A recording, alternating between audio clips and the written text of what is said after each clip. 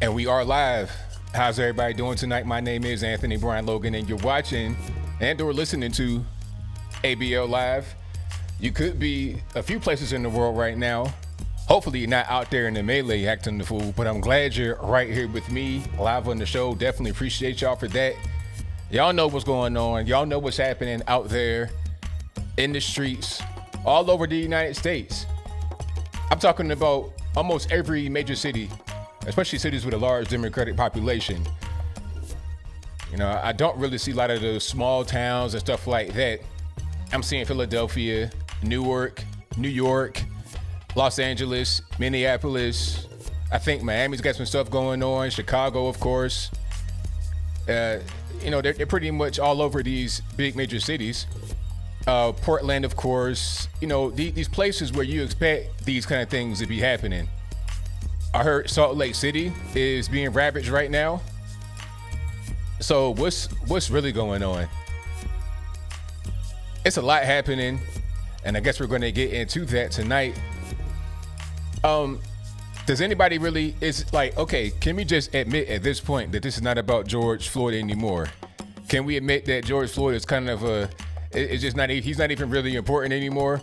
This is more just about people wanting to go out here and, you know, just engage in chaos.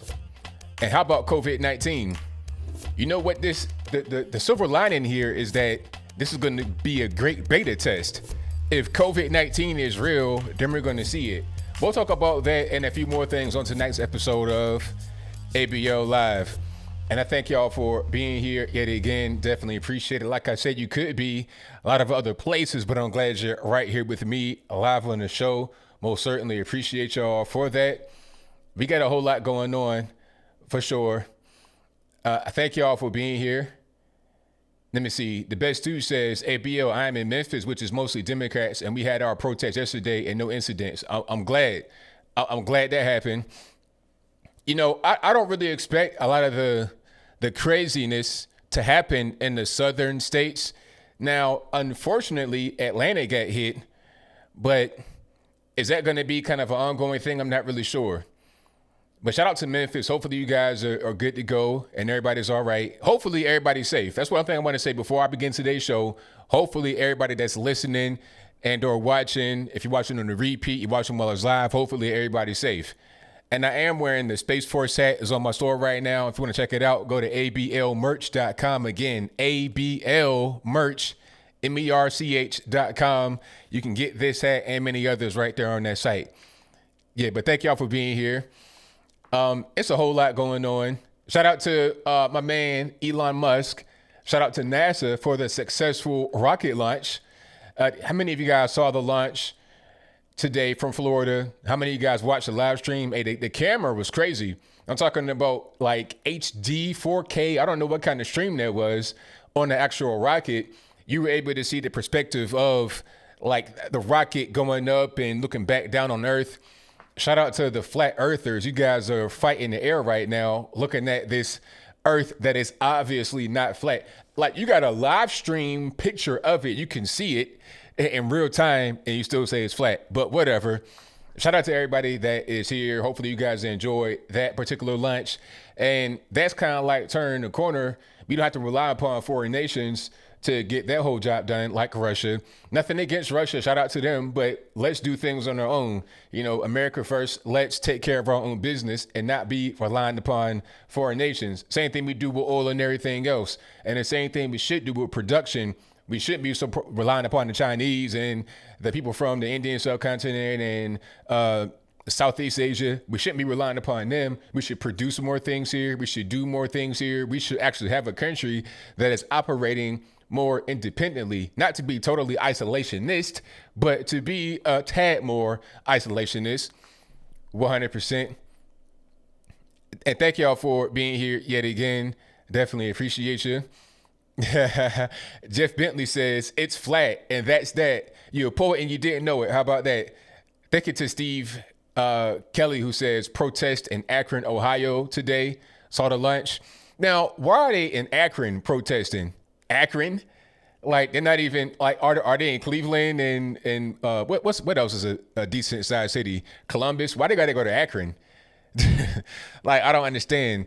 Rather than protesting in Atlanta, they want to protest in Stone Mountain. It's like, I don't understand. I don't get it. But anyway, yeah, I heard about Louisville, Kentucky.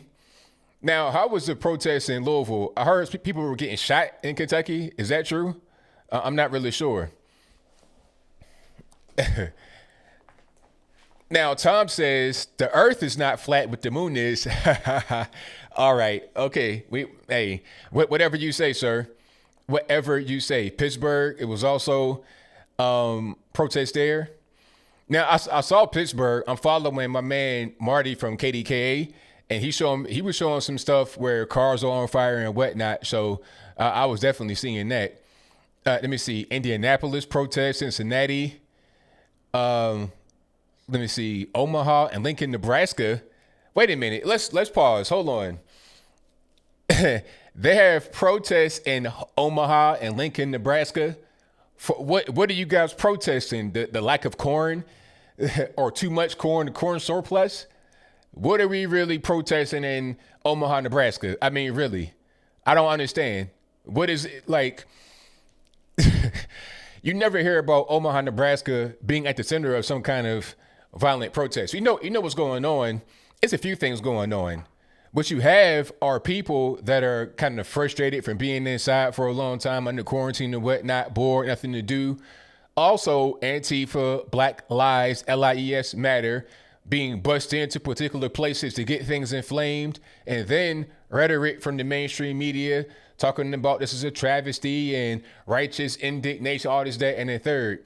Even some quote unquote conservatives, I use the term loosely, are talking about, the riots are they're warranted, they're the voice of the unheard, all this and that and the third. So you put all that together and people are going to go out there and just riot, protest. And also people are kind of broke right now.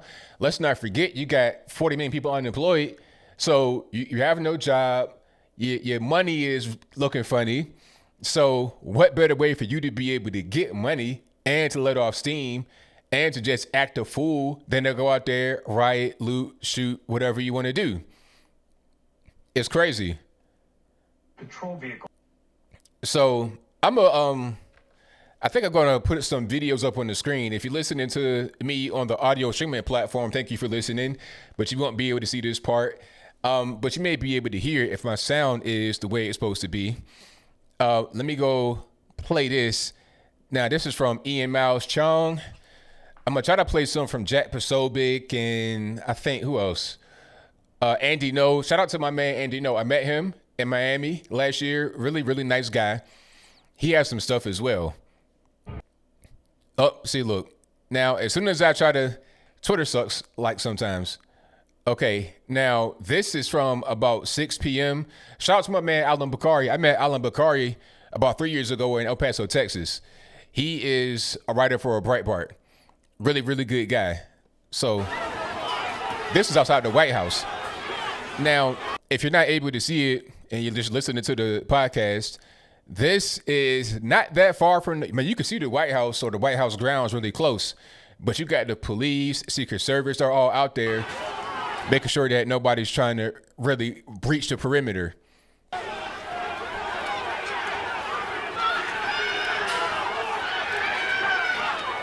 And I noticed a particular thing about this crowd is something really interesting. I know you guys notice it as well if you're able to see it. I guess I'll talk about that in a little bit. It's pretty obvious we got to address the elephant in the room, my humble opinion.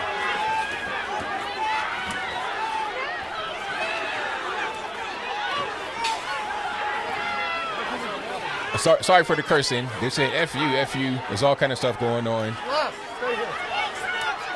So this is kind of a melee, kind of a scrum. Now, I'm seeing something on Twitter right here. It says protesters knock down White House security barricades as anger mounts across the U.S. All right. So this is from Reuters. This is a live stream. If it'll come up, that'd be nice. Let me just go to Reuters Twitter page. And I want to pop up. Okay, that's fine. Let me just search for it this way. Now, hopefully you guys are all safe because we don't need to be having nothing crazy going on. Not in the least bit. All right, I guess I can just find that at a different time. Yeah, their stream ended. Yeah, Antifa, of course, Antifa is going to be there. That's, I mean, you know that Antifa gonna, anytime a thing like this is going on, you know you're gonna have Antifa. That's just par for the course. All right, everybody knows that. That's not even something that we have to really be trying to think about.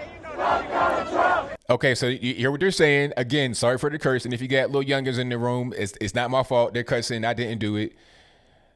Okay. Now, this video, you got some protest. This is about 45 minutes ago. You got protesters moving closer to the White House, and they're crossing the barricades of the West Wing. But they're not quite past the perimeter. Okay, now this is a crazy thing I saw. They're talking about hands up, don't shoot, right? As they're encroaching, like as they're going past the barricade that they're not supposed to go past with police right there. They're talking about hands up, don't shoot. It's like, how you going to raise your hand after you done broke into my crib talking about, oh, don't shoot me. Yeah, I know I came into your house and I'm not supposed to be here and I came to actually hurt people, but don't shoot me. If your hands are up, like, why are you advancing towards me if you don't want any problems, if you don't want to get shot, and if you don't want these dogs and paws on you, if you don't want this bullet from the rooftop to pierce your scalp, you should just back on up and put your hands down. How about that? It's really weird.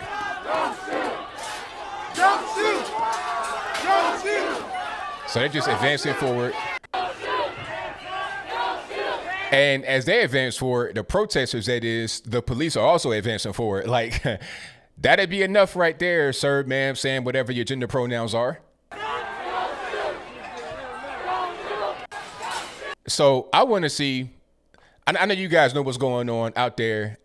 What is happening in your particular neck of the woods?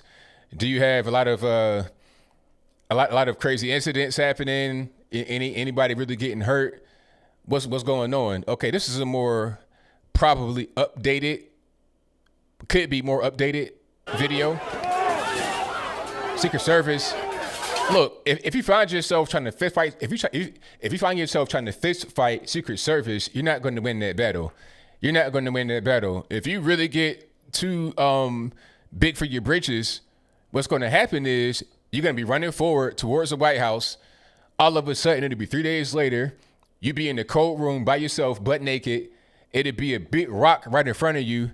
And then they'll say, hey, take that mallet right there and make that big rock into a million little rocks. And you won't come home for 10 years. So I advise anybody that's out there to not even try to play those games, because it's not a game once you get into, really sensitive areas, the White House. Nah, you don't want to do that, because you might think it's a game, like it's Grand Theft Auto, Watch Dogs. It's not going to be a game once you get airlifted to the hospital and then sent to Gitmo with 24/7 lockdown. You don't want that to happen to you. So just relax and be cool. How about that? So they're like getting past these little gates, so they're not really getting too far, because the police are too deep, Secret Service are too deep. They're not really going to get very far.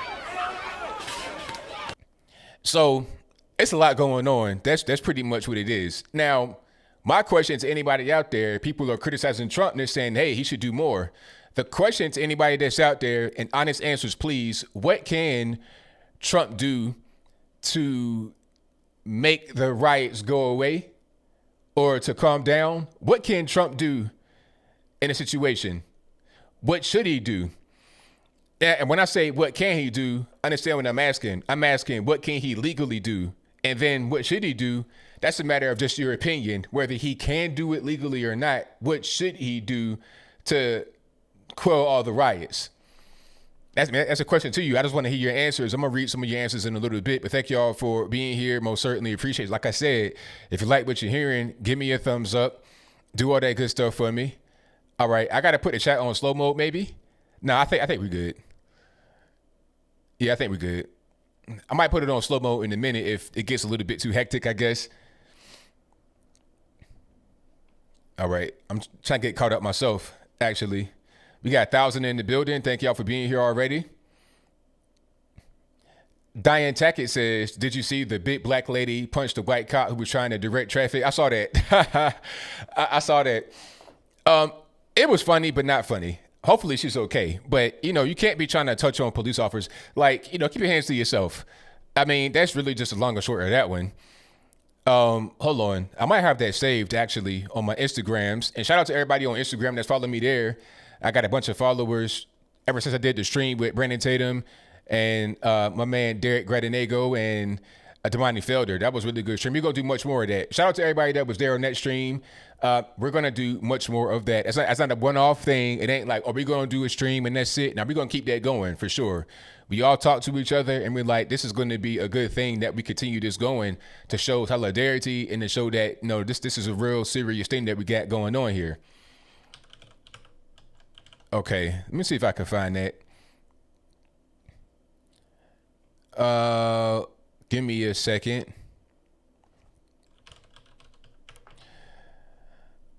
Okay, I think that might be it right here. Here we go. Yep. Now, I don't know what she was even doing. I don't know why she was even out there. Like somebody's grandma. Thank you, Michael. I appreciate it. This hat is available on my store, by the way. The Space Force cap.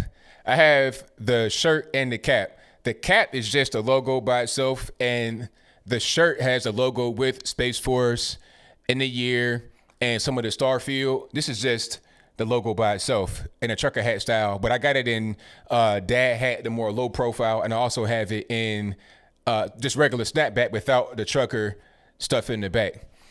Okay, let's go ahead and show that video right quick. This is, I'm not exactly sure where, what somebody said, Baltimore. I don't know where this video is, but this lady, I'm not sure what she is out there for. Like somebody's auntie or grandma should be in the kitchen making some hot moss and some greens and chicken wings and whatnot. But she's out here having a little tiff with the officer. Let's see how this plays out. So she hits the officer, all right, and then hits him again, like kind of like swinging heavy hands. Now the lady is black. The officer that she's hitting or that she hit twice is white. Now there's a black officer right to the left of her. Well, to my left, maybe or her right. But to my left is another cop. He's a black guy. Now here he comes. Bam! With the quick knockout. And now she's on the ground, laid out. Night night. And then it's kind of a short clip. In a longer clip, a guy, like a protester, kind of runs from the side. And in the other clip, there's sound with it. The people that are recording it are like, ooh, ooh. And then when she gets knocked out, they're like, hey, she earned that. You can't be hitting no cop in his head. What are you thinking about? So, I mean, you get what you asked for. Like that cop ate them. Like he got hit twice and didn't do anything. Now, the black cop he's not, I think the white cop was kind of afraid to be called racist or something like that. And you know what? That interaction right there kind of proves a bigger point. The police officers, especially if you have a white officer, they're less likely to engage in a fight or some kind of confrontation with a black suspect because they don't want to have their career ruined. They don't want to be labeled as racist. They don't want to get that scarlet letter on their back. They don't want to have their career ruined and their life ruined. But the black cop ain't worried about that. Because you can't call him racist, can you? You see how this works? This is all just about race and things that really, really shouldn't matter. But unfortunately, they do matter, and it is what it is. All right, I'm going to turn on slow mode chat. It's not a punishment for anybody. I just want to make sure that we can see each other and everything is good. 30 seconds, okay, boom. Black cop let it happen. I mean, the black cop was trying to prevent, like, the black cop, I don't think, thought she would do that. It happened kind of fast. Maybe, okay, one little swing and you dodge it, okay. Then the second one and you trying to, like, constantly fight. All right, so let's go ahead and just, in that whole situation, do the little overhand right. And then it's night-night, sleep tight and let the bed bugs bite. You understand what I'm trying to say? So it is what it is. All right. And shout out to you guys for being here. The stream is packed right now. It is packed to the brim, and I can't thank y'all enough. How many we got in the building? Like 1,142 already. Hey, it's all good down here. I heard there was a protest downtown, but I don't live in a big city or like a liberal city like that, so it's really no problem. I have no issues at all. National Guard activated in Seattle. Very good. Wayne T says, ABL, if George Floyd were white, would there be riots? No, there wouldn't be. Because we all know by this point that police brutality only counts if you are a black victim and the officer is white as well. You know, not even if you're a black, if you got to be a white cop, black victim. It doesn't even matter if you are a police officer if you're black and the victim is black, or if you got a white victim. If you are a black officer, you're good.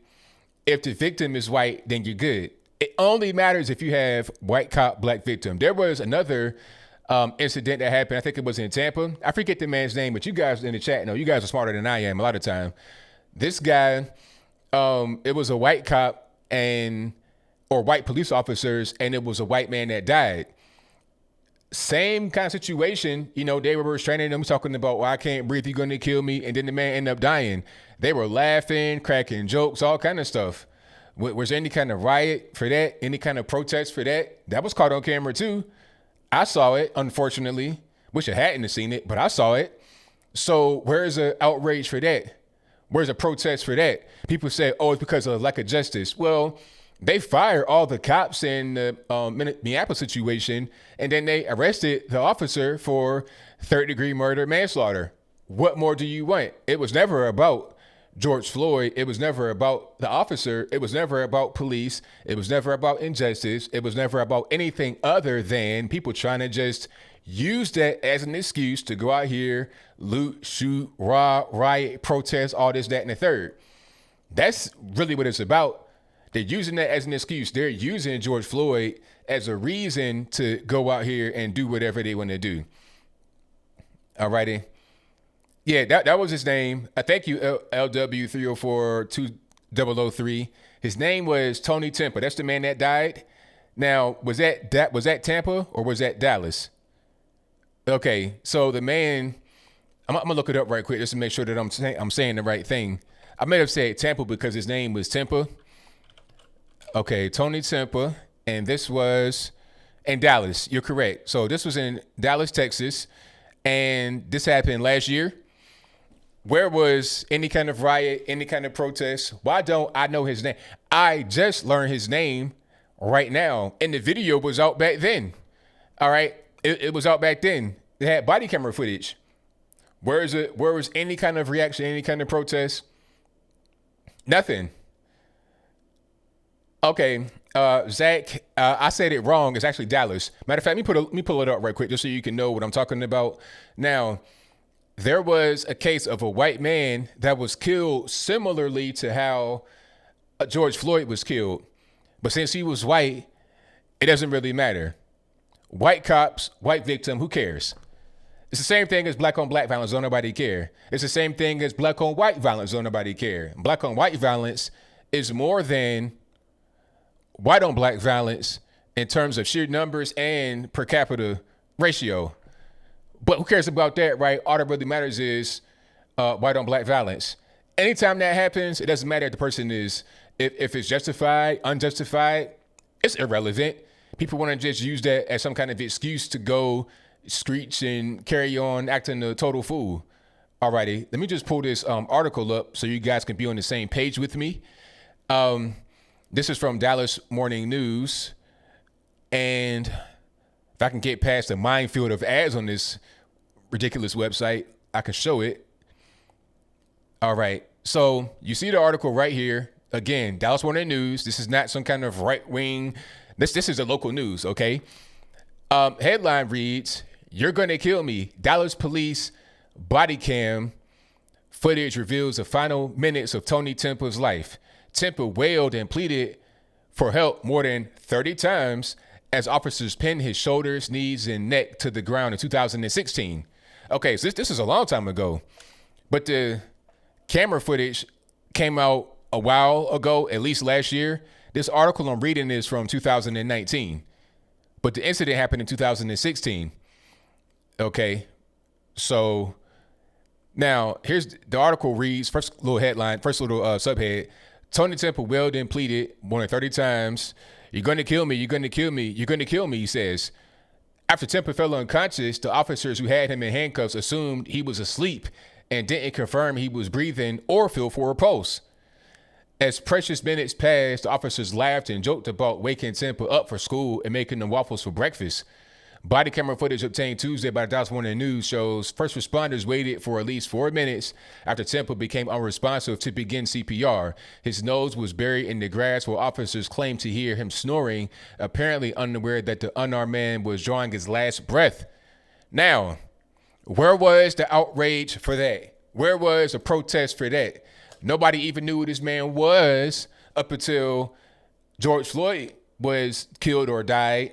I can't say he was killed because I don't have the evidence. Have you guys seen the autopsy? I'll get to that in a minute. But anyway, nobody cares about this man or anybody else that dies in a similar fashion at the hands of the police if they're white or if the officer is black or some other kind of non-white race. That's the reality of the situation. Okay, so when we're talking about black on black crime and when we're talking about things that people need to address, this is why. Because we see that only certain things matter to certain people. It's not about just police violence and nothing like that. It's a greater issue. But moving right along, now George Floyd, there was an autopsy that was done by the city, I suppose. I'm not really sure. And the autopsy revealed that he did not die from asphyxiation. Now, asphyxiation means you were choked, like your oxygen was cut off. That's not how he died, according to the autopsy. So, I mean, what's really going on?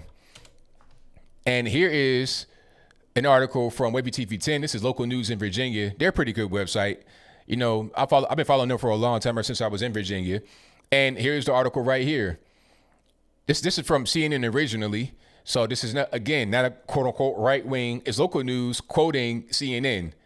George Floyd death. Preliminary autopsy shows no physical findings of asphyxia or strangulation. Now, I would have presumed that the reason why he died is because of the knee on the neck, cutting off oxygen. That's what I would think. But that's the reason why I said in my video, and shout out to y'all that watch my stuff, you know what I'm talking about. You know what I'm going to say. I said, hey, I'm not a doctor. I don't have the autopsy. I would presume it's about the knee on the neck causing asphyxia, but I don't know that's what happened. Let's get the facts. Let's wait for evidence. And here we are. The autopsy says that is not what happened, according to the evidence. Now, Mr. Floyd's family has ordered a private autopsy to be done. But as of right now, this is what the autopsy reveals. So, I mean, why did he die? They're talking about he had pre-existing conditions, congestive heart failure, high blood pressure, and he may have had intoxicants in his body. Okay. Matter of fact, let me see if I can find it here. Okay. In the article, it says, now a preliminary autopsy report is showing no physical findings that support a diagnosis of traumatic asphyxia or strangulation, but the combined effects of Mr. Floyd being arrested by the police, his underlying health conditions, and any potential intoxicants in his system likely contributed to his death. So, okay, that's what I was talking about. Could have been on drugs. Now, to anybody that's really like emotionally involved with the case, that won't matter. Facts won't matter at all. The facts are irrelevant to anybody that's like that because all they're worried about is, okay, he died, officer's white, I want vengeance, I want blood, or I just want to go out here, get me a flat screen TV, some bedside lamps on my raggedy one-bedroom apartment in the ghetto. Like, that's what they want. They don't really want nothing else. I saw one dude looting a box of Legos. It's like, so you're about 37 years old. Why are you getting Legos from this store during the, you know, and I guess COVID-19 is done. You know what? What they might end up saying is that he had the virus. They might end up saying that, you know, because that does arrest your breathing. It makes it hard for you to breathe. They might end up saying that. Okay. That's what they might say. If not for the fact that the police were involved with his death, they would say that. But you know what? We've pretty much canceled the virus, right? That's out the way. It's crazy that we used to have, when I say used to, I mean like last week, this so big push from the liberal cities talking about, oh, we're not going to reopen up because you're putting everybody in danger. You put your grandma in danger. How dare you? But now we got riots going on all of a sudden. That ain't really the problem no more. That ain't really the issue. Police ain't it down. Okay. So they can just be out there. You got about 1,000 mouth breathers all in one little area. Ain't nobody wearing no mask. Everybody is spitting and everything else all over the place, urinating. You got doo-doo on the ground as usual. A lot of these liberal cities. All that's kind of missing. Like, I ain't even worried about the virus at that particular point. If I'm in the area with a bunch of crap all over the place, I'm worried about catching typhoid fever. I don't even want to be around that in that cesspool, in that petri dish of filth. You understand? So I don't want to be around that regardless of virus or no virus. But that's pretty much like taking the back burner. Ain't nobody talking about that. And, and this, like I said at the beginning of this would be a great beta test, right? If there's no real big rise in cases of the virus, then what should happen is you go ahead and open up these cities that are dealing with this particular issue. Okay, just open them up, because if you got riots for days and days and days, anybody really wearing no mask, or they halfway wearing the mask, and there's not a big surge in cases and deaths, go ahead and open up. But you might as well forget it. And really, a lot of them are pretty much doing what they call herd immunity. So just go ahead and do it, get sick, and then get over it, and then that'll be fine. You know what? And I think what may happen is that you see a lot more cases sprout because of this, but not a whole lot more deaths. And that's going to be key, because that's going to bring the infection rate down. So, I think there may be kind of a silver lining here, that this could prove the virus an overblown illness, a real virus. Don't get it twisted, but overblown. It ain't the end of the world. You understand? So it is what it is. I think you're right, Butterfly Life. Butterfly Life says, after this rioting, we will go back to normal. I think you're correct about that, because we're not going to go back to being locked down after they had everybody just out in the street willy-nilly. They're tearing down Target, AutoZone, houses under construction. And the craziest part is some quote unquote conservatives online. You guys know what I'm talking about, oh, so what? It's a Target. They got big money. All right. Well, why are you tearing down the old folks' home? Why are you tearing down a housing project? Why are you tearing down things that are not even up yet? Talking about, oh, well, the owners wanted to open up and risk everybody to get the virus. A lot of these places that are being burned down were not even open.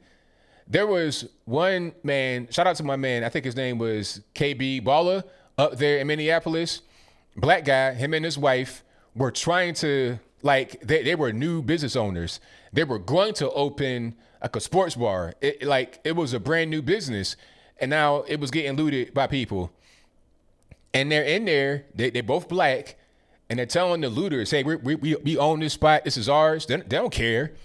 One thing that I've noticed in this is that race is less of an issue to the younger generation, or to the younger generation that are out here rioting and looting. They don't really care about your race. Your race can't save you. All right. They don't look at you as their own people. They look at you as like a opportunity, or a potential victim, a mark, money. They'll look at you as one of them. So when they're out here protesting about race, they're not even so wrapped up in race as many of us are.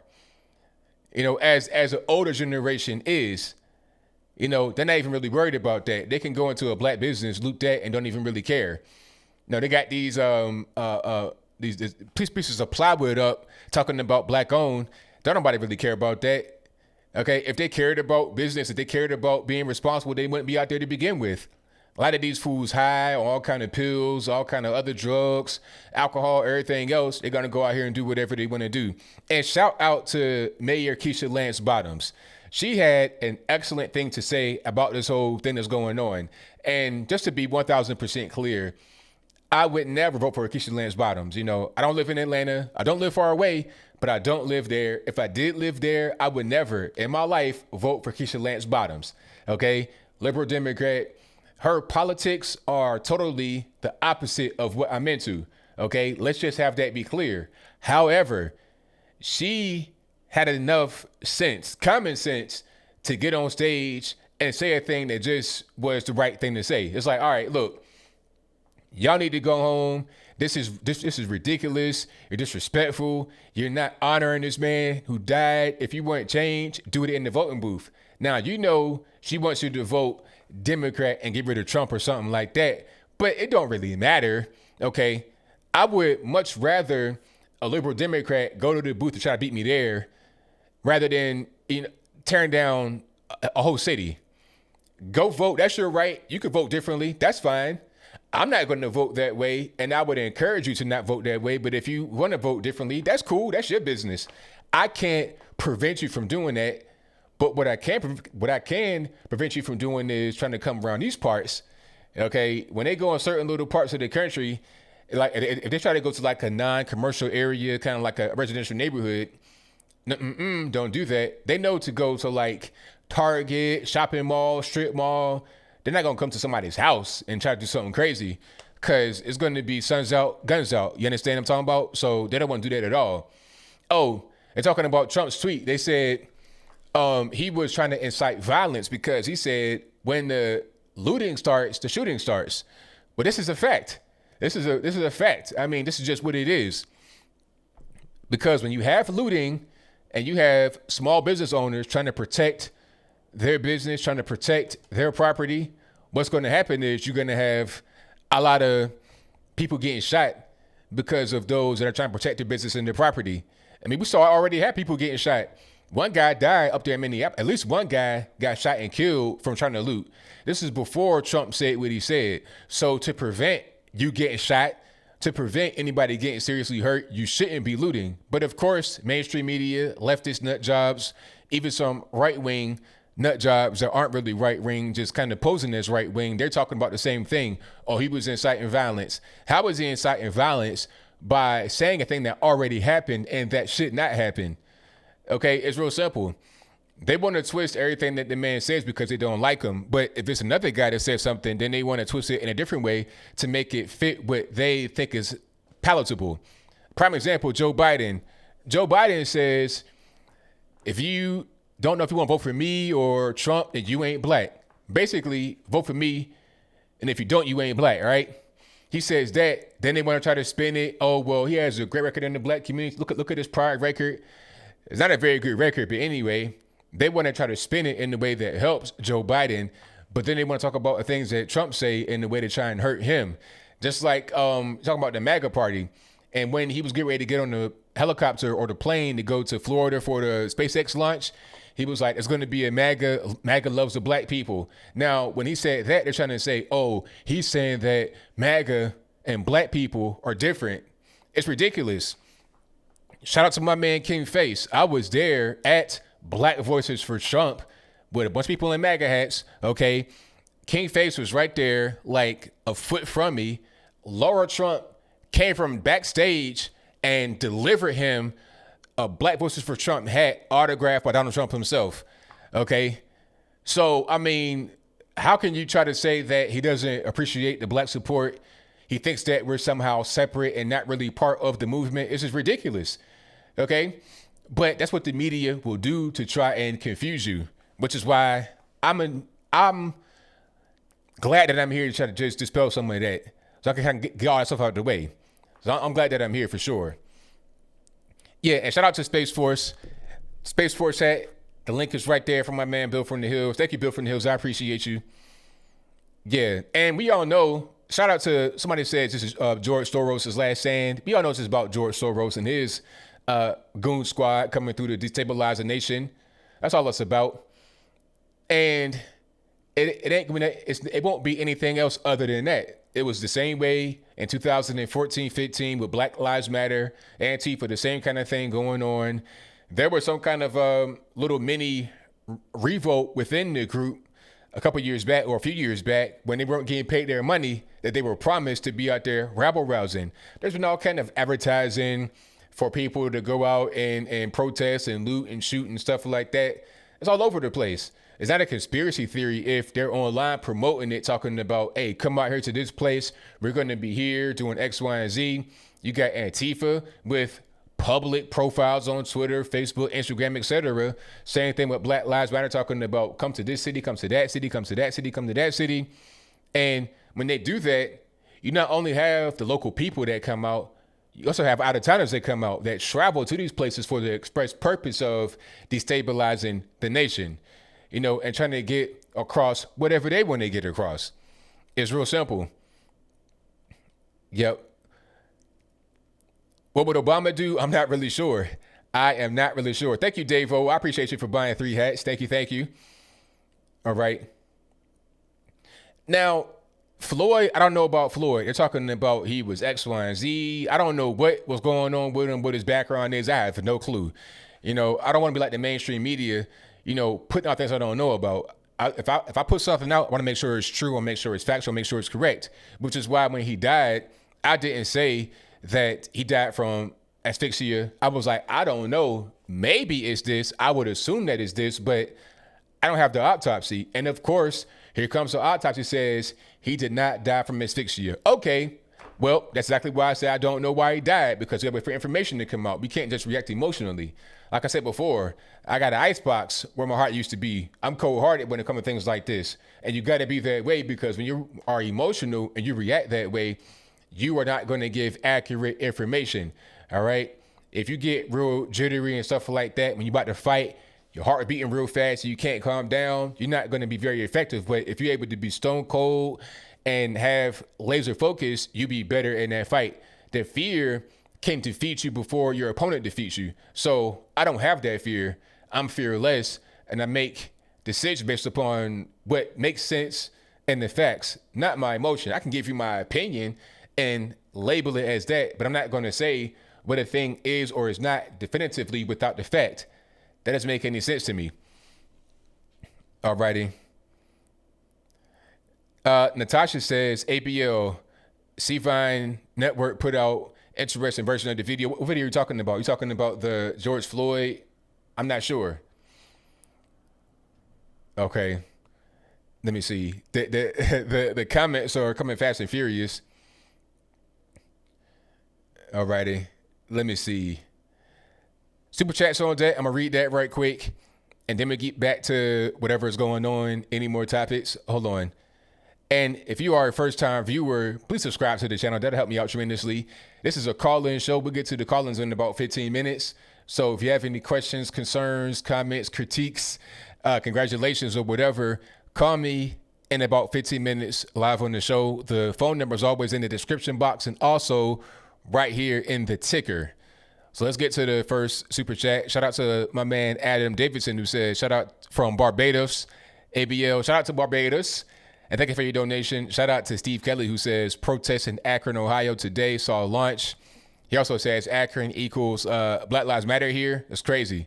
Shout out to my man Jericho Green. I see you in the chat, boss, who says, it's because of slavery, right? Name a group that hasn't been enslaved. Exactly. You've had slavery all over the world.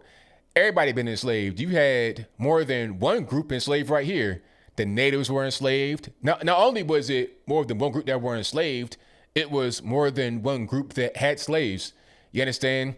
The natives had native slaves. The natives also had black slaves. They may have had some white slaves. And then the blacks had black slaves. Whites had black slaves. Whites had white slaves in this particular land that we're in right now. Okay? You go overseas, you had blacks that had white slaves, whites that had black slaves, Asians had Asian slaves. I mean, and you still have slavery going on right now in the world today. You have the North African Arabs enslaving the sub-Saharan Africans right now, places like Mauritania, Mali, Morocco, etc. Over there in the Sahara region of, like, not West Africa, but the Sahara, the western part of the Sahara, basically. Not West Africa. That's like Nigeria and stuff like that. But slavery is still going on. Matter of fact, you have black slaves in Haiti to a certain extent. They call them Rechtevek. I know about that. Shout out to Haiti, though. But thank you to my man, Jericho Green. If you're not subscribed to him already, I don't know what you're doing. Go ahead and make that move right now and subscribe to my man, Jericho Green, one of the best channels on the YouTubes, on the internets. All righty. Thank you to Vanessa Hernandez, who says, hello from Lubbock, Texas. As always, looking forward to hearing your opinion. Thank you for your donation. Definitely appreciate you and for your very kind words. Thank you to Tina Bobino, who says, Miami is protesting. They don't always join in like you might think. Now, you got to explain that one. They don't always join in. Or like as far as like a nationwide thing, like if there's something going on, they may not be just jumping on the bandwagon. Thank you for that. Definitely appreciate you. Shout out to Eric Burns Marsh, who says the Chaos Network news reporters are a trip. They talk peaceful protests while buildings are on fire behind them. They are the American Baghdad Bobs. Hey, I have that video. Hold on right quick. I'm going to play that and get back to the super chats right quick. Now, I don't know this man's name, but this is actually MS13DNC, and you're going to see what's happening here. Hold on. I want to be clear in how I characterize this. This is mostly a protest. It is not generally speaking unruly, but fires have been started, and there's a crowd that is. Okay, so if you can't see what was going on there, my man is in Minneapolis. This might have been a couple of days ago, or yesterday. The scene behind him is at night. It's just dark. It's kind of dark. But it's lit up because there's a big fire raging directly behind his head. You know, he's not like within a foot or two of the fire. It's a ways behind him, but he's like centered in the middle of the shot. And there's a little bit of room between his head and the top of the shot. You can see the fire. It's like he has hair that's fired because of the way that he's positioned. It's raging behind him, and you got all these people standing around. All these so-called protesters ain't nothing but rioters. So it's like, all right, man, come on. I understand you want to get involved with fake news and put out fake information, but good grief, I can see you, sir. I can literally see you, and you're not telling me the truth. So what's really going on? But thank you for the super chat. I definitely appreciate you. All right, yeah. Shout out to Bad Dad Bob. Oh, also in that particular post, I forgot I had a slide right beside it.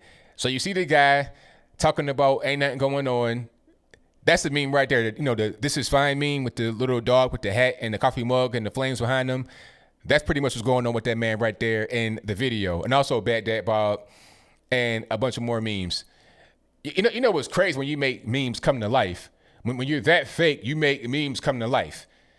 It's crazy. But anyway, alrighty, let's keep on rocking. Shout out to Mike from Queens who says, Trump or death 2020. Hey, you already know what it is, Mike. 1,000%. Thank you for your donation. Shout out to Ward Damn ATO who says, did you see the photo of the black protesters in Louisville protecting the cop that was separated from his unit? Locals are not rioting, all outsiders. I saw that. That was very good. Matter of fact, shout out to my man, Officer Lou on Instagram. He has a very good page. If you're not following Officer Lou, Officer_LEW, go follow him. I found that on his page. I'm put it on the screen right now. Thank you for your donation, man. Definitely appreciate you. That was a really good one you brought up because I almost forgot about that. So here's the story. The officer, if you can't see it, he's on the screen. He had been separated from his unit, so he was by himself. And it was getting kind of dangerous because you had people that were trying to encroach upon him to maybe do something to him. He's by himself. And you have people that are out there peacefully protesting, protecting him. They made a human shield around him so couldn't nobody get to him. And they're all black from what I see. Okay. They got a human shield protecting this man so can't nobody get to him. Alrighty. So that was a very good thing to see. 1,000%. There's one white guy right there, but mostly black right in front of him. So that was very good. Okay. Shout out to all the peaceful people, but I wish that everybody would go back to the crib because what's happening is, you know, everybody that's out there, if you're part of the melee, then you're part of the melee, whether you're peaceful or not, you just kind of add into the massive humanity that the police got to deal with. But I appreciate them for doing that for that man. 100%. Shout out to Miriam Vidal who says, pray for America. Absolutely pray for America. Thank you for your donation. Most certainly appreciate you. Shout out to Wanda's Place for your donation. I appreciate you. Thank you to Mr. Wombat who says, ask those who support these riots to burn their own property and possessions as a show of solidarity. Exactly. That's what I'm saying. I asked somebody, I was like, okay, if it's like such a good thing and this is right.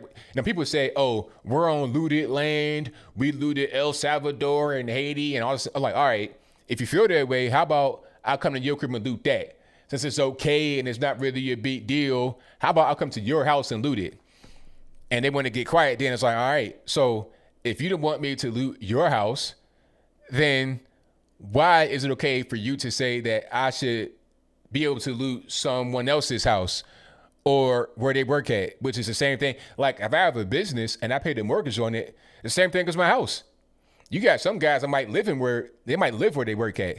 You know, I knew one guy, he had his whole family living in his actual business. He was a mechanic, you know, kind of immigrant family, have a whole lot of money. They're living right there in the shop. They had a bed and everything right in the front room. And right outside, it's like a little, kind of like a makeshift, not quite shade tree, like a little awning, a little covering, a little tin awning. And they had working on cars right there. Yep. A friend of mine had an Audi, I had to go pick up, and that's where it was at. So people need to just understand what's really going on in this world. Shout out to DJ Salt Lady 1984 who says, "Hey ABL, wore my Space Force shirt yesterday. Keep America great again. P-Town, Virginia." Shout out to P-Town, Portsmouth, Pistol City. Yeah, shout out to Portsmouth all day long. And thank you to Valerie Rogers who says, "George Soros, anti-American group." Yes, they've been around for a long time doing things. Thank you for your donation. Shout out to my man Matthew Richardson who says, "Thank God the quarantine is over." Yeah, the quarantine is over. There's nobody, you can't go from riots for days on days and days on end to, okay, go back to quarantine now. What's the point? Open it up, because now you got to do cleanup and all this and that. What's the point of going back to quarantine? I can't clean up if I'm on quarantine, and everybody already been exposed to it now, so what are we even doing? Thank you for your donation. Shout out to Evodio Tovar who says, "In Charleston, South Carolina, there's a Black Lives Matter event for the victim. The majority of the BLM protesters are white people wearing masks. There's a photo of a black young man on a bike with no mask on." I'm snitching. Thank you for that, man. Definitely appreciate you. You know what? Most of these Black Lives Matter people, most of the protesters that come from other places are white. Most of the ones that are there, the locals, are black. That's kind of what I'm seeing. You have some that travel that are black, but most of the travelers are white. And they're probably getting paid for by external sources, the George Soros of the world and whatnot, but the locals are black for the most part. Shout out to Laura C who says, "I call fake news. ABL, I see actors being filmed. ABL, you need a crew to go video for you. Sign me up." Hey, I might need to do that. And thank you for your donation. Most certainly appreciate you. Thank you to the Outlaw Johnny Law for becoming a member of the ABL squad, ABL team. Thank you for that. Shout out to Love by the Deer who says, "Love what you do, reporting unbiasedly on what's going on. How do you stay sane when you see so much insanity going on? God bless you." That's a very good question. Thank you for your donation. Definitely appreciate you. I stay sane by knowing that, we got a greater power in play. And I'm just kind of here just playing my part. And I know that in the end, we're going to win. Shout out to my man Brandon Tender for that quote. In the end, we're going to win. So I'm not worried about what's happening right now. If we got chaos going on, I ain't even worried about it, because we're going to win in the end. So thank you for your donation. Shout out to Triangle Whip who says, "The riot started by Antifas and people like Mayor Jacob Frey support some." Exactly. Yeah, they want to support Antifa, but then when they mansion get ready to get burned down, it was a mistake that was made, and they realized that. Shout out to Matthew who says, "Cop might walk if Floyd tests positive for COVID-19.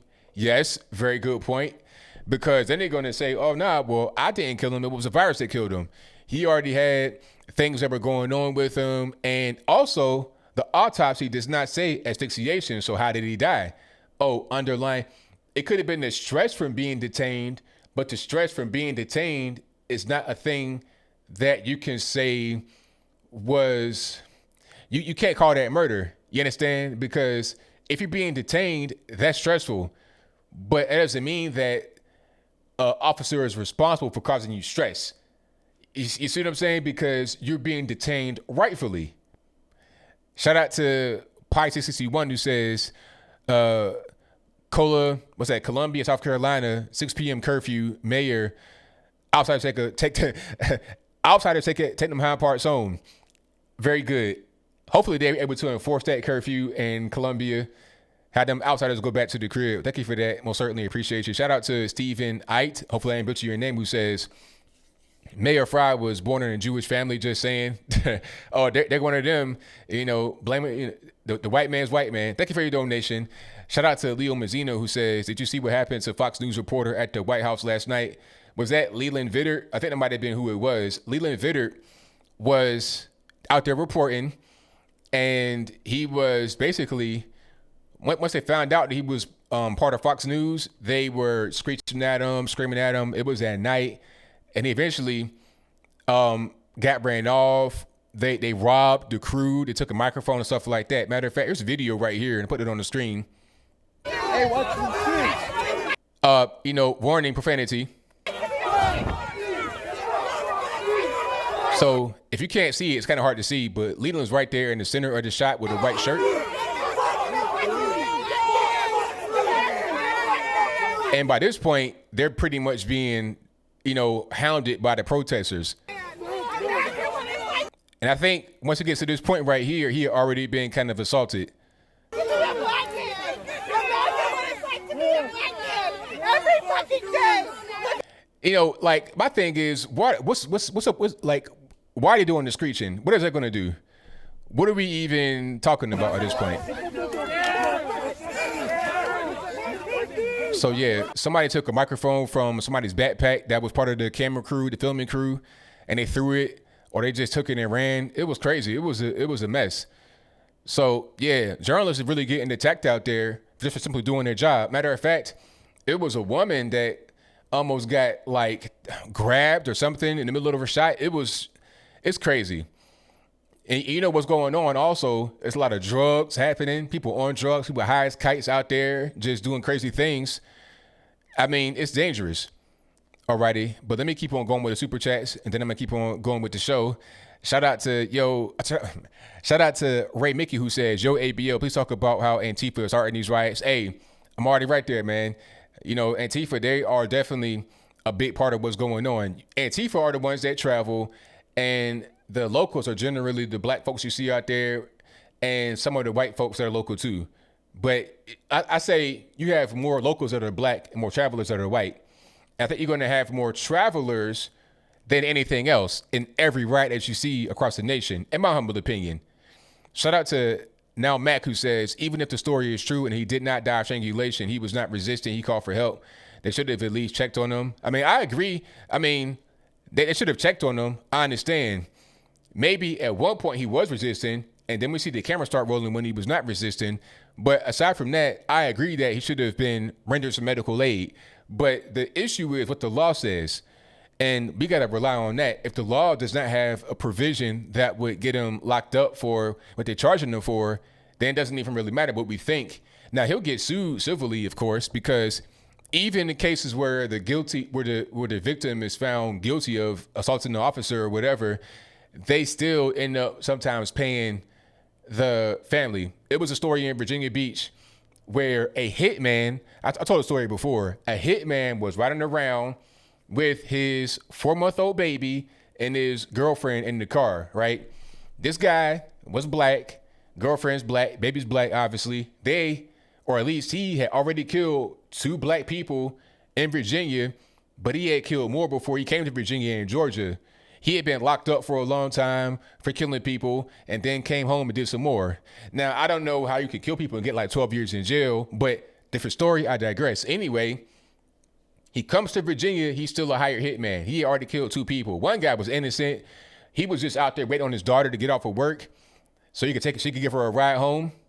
No matter of fact, he was waiting on her outside of where she lived at to give her a ride to her job. He was just innocent guy. I knew him too. I knew him a little bit. I knew of him. And he got killed just for being out there. Wrong place, wrong time. The guy was frustrated. Anyway, the guy was in the parking lot waiting to get paid from a murder that he was about to commit or had committed already. The police roll up on him. He starts blasting. They start blasting. He's dead. And then since he had his feet up against the door when he was shooting the police, because they came from the passenger side door, his feet were up against the door and his back was on his girlfriend. So he put her right in the line of fire. So of course, when he got shot, the bullet went through him and then hit her. She died.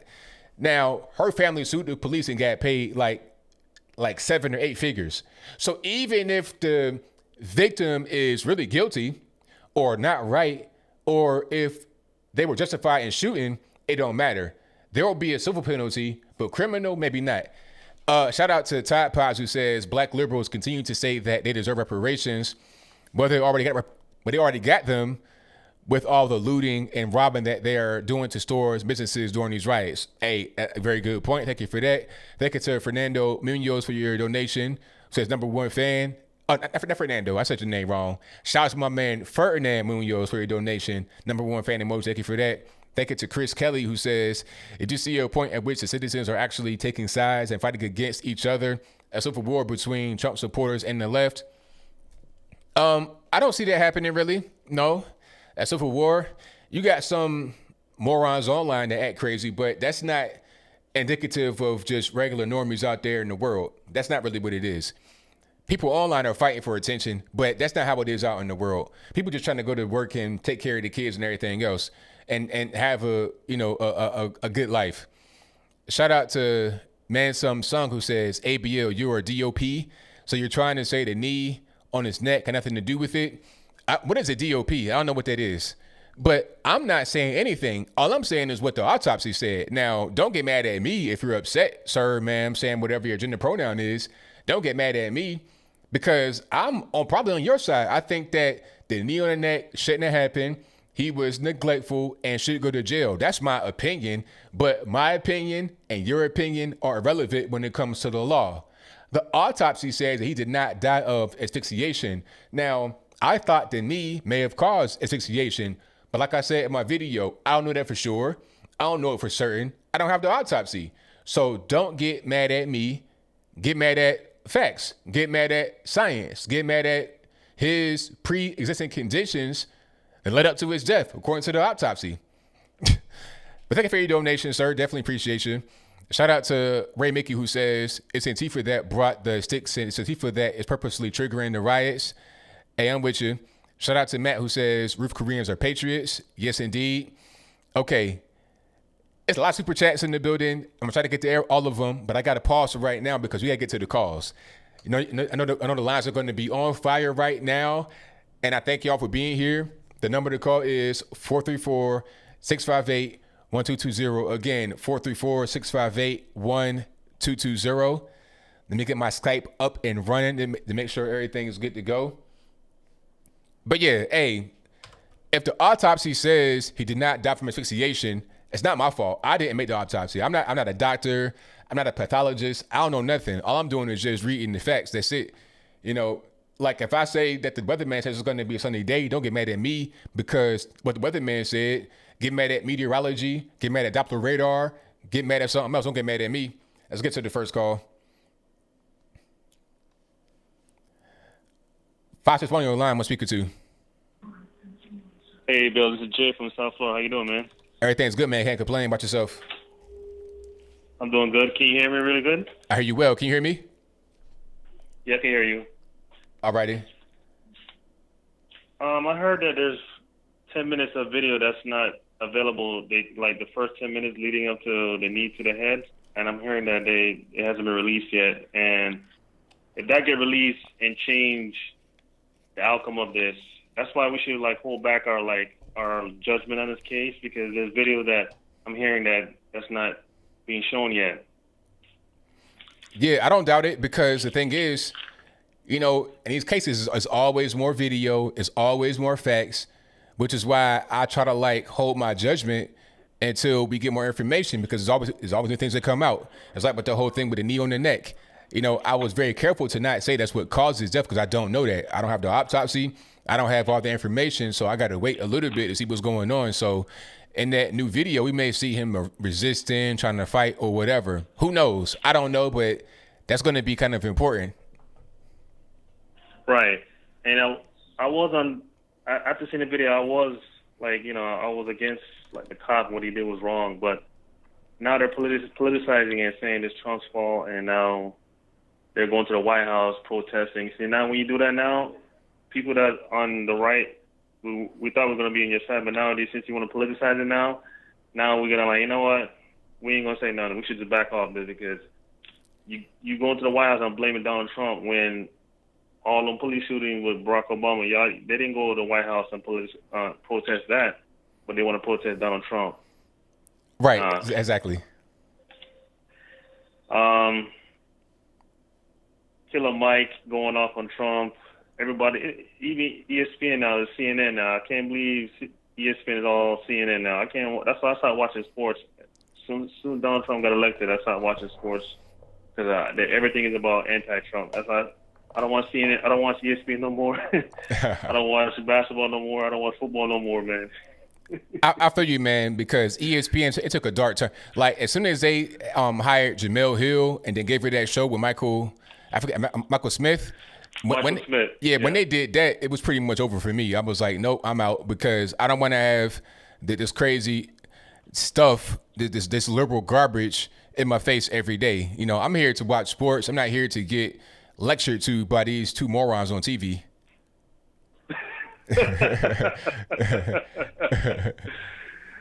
But you know, another thing, they keep protesting. Hey, we should put more laws against, like, make police accountable. If you make police accountable, you know that the police, no one's going to sign to be a police officer no more, right? So people need to understand there's a thin line. I mean, people are going to walk out and not be a police officer anymore. I don't know what they're thinking. Yeah, exactly. That's the whole thing. If you want to have all this scrutiny and people got to fear for their life and their job and their career all the time by being an officer, it's like, what's the point? They don't get paid that much all the time. They might get paid like $40,000 starting if you living in a decent place. If you're living in the West Coast, like 60 grand, and they're not getting paid that much to go through so much when it's not even called for. People just got to act better and do better and stop reacting at things that they don't even really know about. Right. You know, Stephen Jackson saying, this is his brother or whatever, or a friend. He was saying that, you know, he was a man of God. He baptized people. If you're a man of God, why would you do check fraud? Like, come on, Stephen Jackson. I'm gonna use your word. That's a classic case of trying to make him like he's a good guy and he was doing the right thing. He was doing the right thing. He would have never doing this crime in the first place. Right, exactly. But see, you know, everybody becomes a saint when they get killed by the police. Well, not everybody. A black person becomes a saint when they get killed by a white cop. And I'm gonna say two more things. Joe Biden, they say, oh, if they think Donald Trump is bad, Joe Biden is the main guy for mass incarceration. So if you guys vote for him, then you're a hypocrite. You're talking about the police is bad. He's the main one. He's a lawyer. I don't know if he was a prosecutor, but he's the main one. Reason why y'all getting locked up. Y'all gonna vote for him?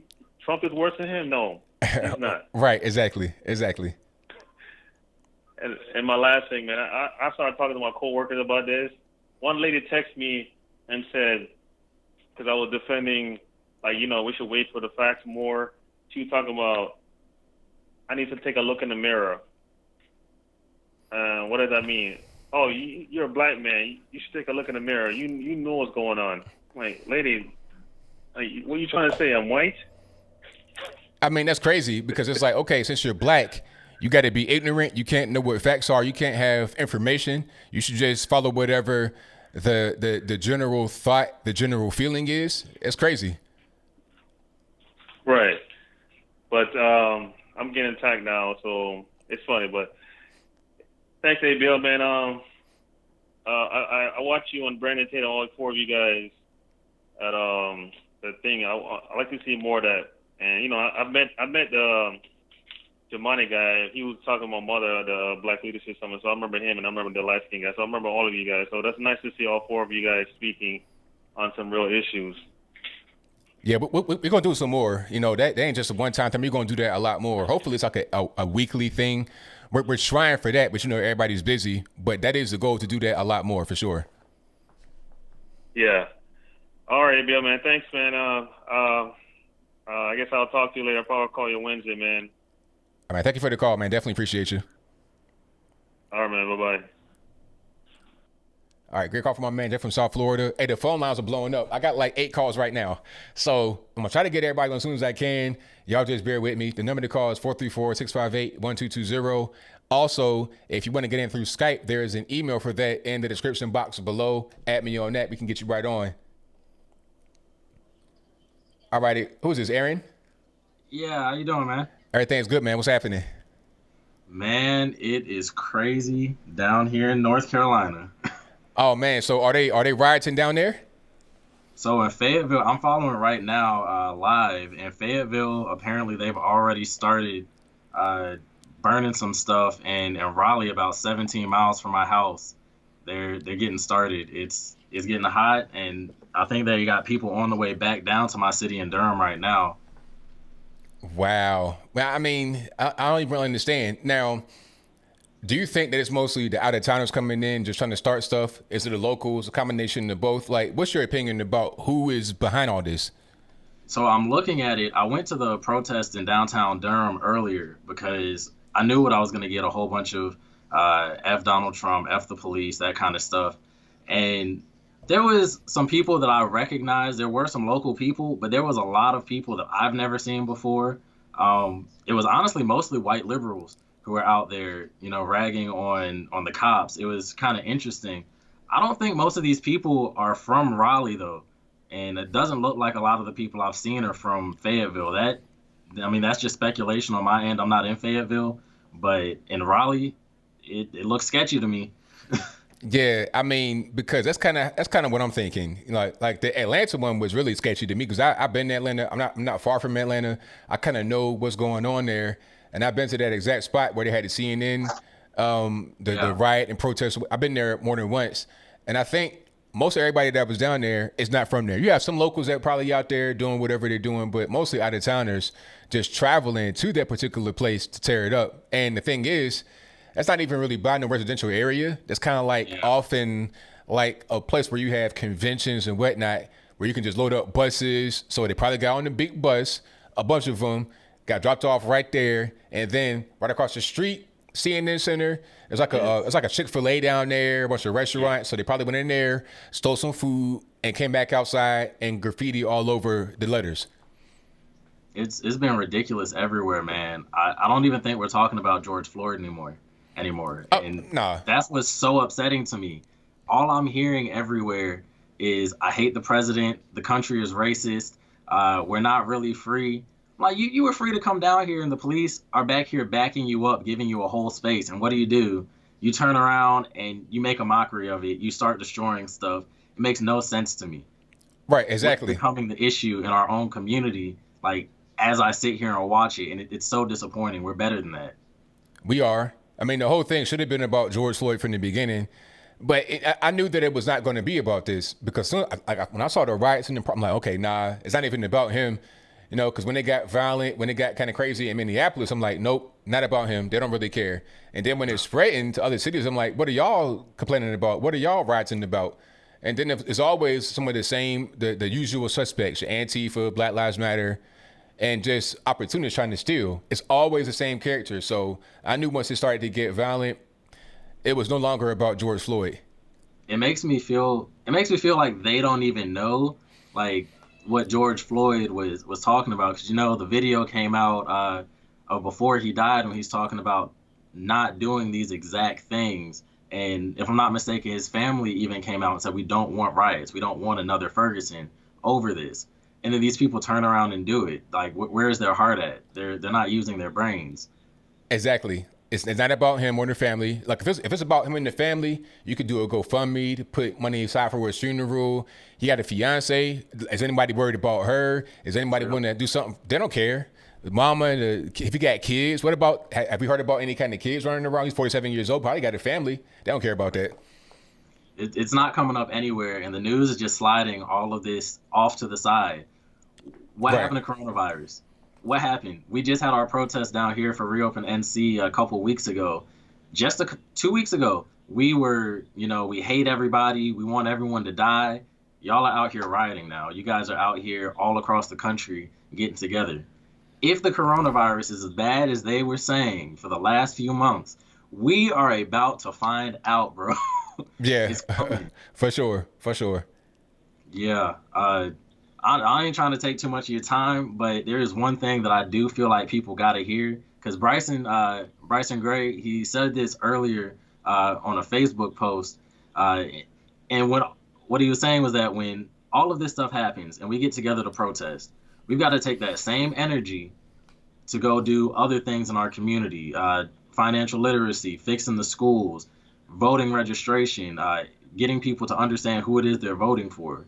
So, if anybody is watching the stream right now, please take this time to direct your energy to something positive because we have a lot of going forward to do in the community. Very well said, man. Thank you for your call. Definitely appreciate you. I appreciate you, man. You stay up. All right, now same to you. Great call. I said the same thing earlier. I might have been on Twitter or something like that. It's like, look, if we could just use this same energy we got going on right now to fix the problems that we're facing, then it wouldn't have been no George Floyd to be complaining about to begin with, because he'd be in a better place in his life. That whole interaction wouldn't even happen if we had that same energy we got right. Because we're using a lot of energy, a whole lot of emotional energy, physical energy, mental, gymnastics. We're using all this energy in the wrong place. We're using energy to destroy rather than build. You're going backwards. You're not being productive. It makes no sense. But so says the man that has a brain in his head. Let's get to the next call. The number to call is 434-658-1220. Mike from Queens, what's happening? Hey, Anthony, what's going on? How are you? Everything's good, man. Can't complain. Yeah, this is seems like every 4 years now since Black Lives Matter and Antifa was established. Yeah, I mean, and it's kind of like clockwork. You know when to expect them. It's like, the first of the month, it's like bills, taxes. You know when to expect them, and they came right on cue. Yeah, I've been in communication with my friend. He's working. He had to go in because he's got no choice. He's a cop in the NYPD. He's in Brooklyn right now, and he told me where he is. It's not too bad, but over right in Flatbush, which is maybe like 12 miles from here, they're setting police cars on fire, and you got these young, stupid teenagers jumping in front of the camera, sticking their middle finger up. It's madness. Yeah, I was hearing about that. Like, didn't some precincts get burned in Brooklyn? Something like that. Yeah, I think they tried throwing a Molotov cocktail into a precinct, and they did arrest the person, and they were apprehended, from what I understand. Okay. But it's not like Minneapolis. I mean, I've seen this stuff before. Listen, it's just a repeat of history, like I said before to you. 1968, and in '68, they were rioting in Chicago, setting fires. Same thing at the DNC in Chicago. Look what happened in November. The silent majority went to the polls and they voted for Nixon. The same thing's going to happen in November. People are right now watching this. They're sitting home watching people getting their stores looted and all the stuff that's going on. They're not saying nothing. They know what's going on, and they're going to just exercise their voice in the voting booth. That's right. Absolutely. That's why I like what Keisha Lance Bottom said. Although she's a liberal Democrat, not defending first politically, but she's like, look, if you got a problem, handle that in the voting booth. Do it that way. I mean, that's what we're going to do.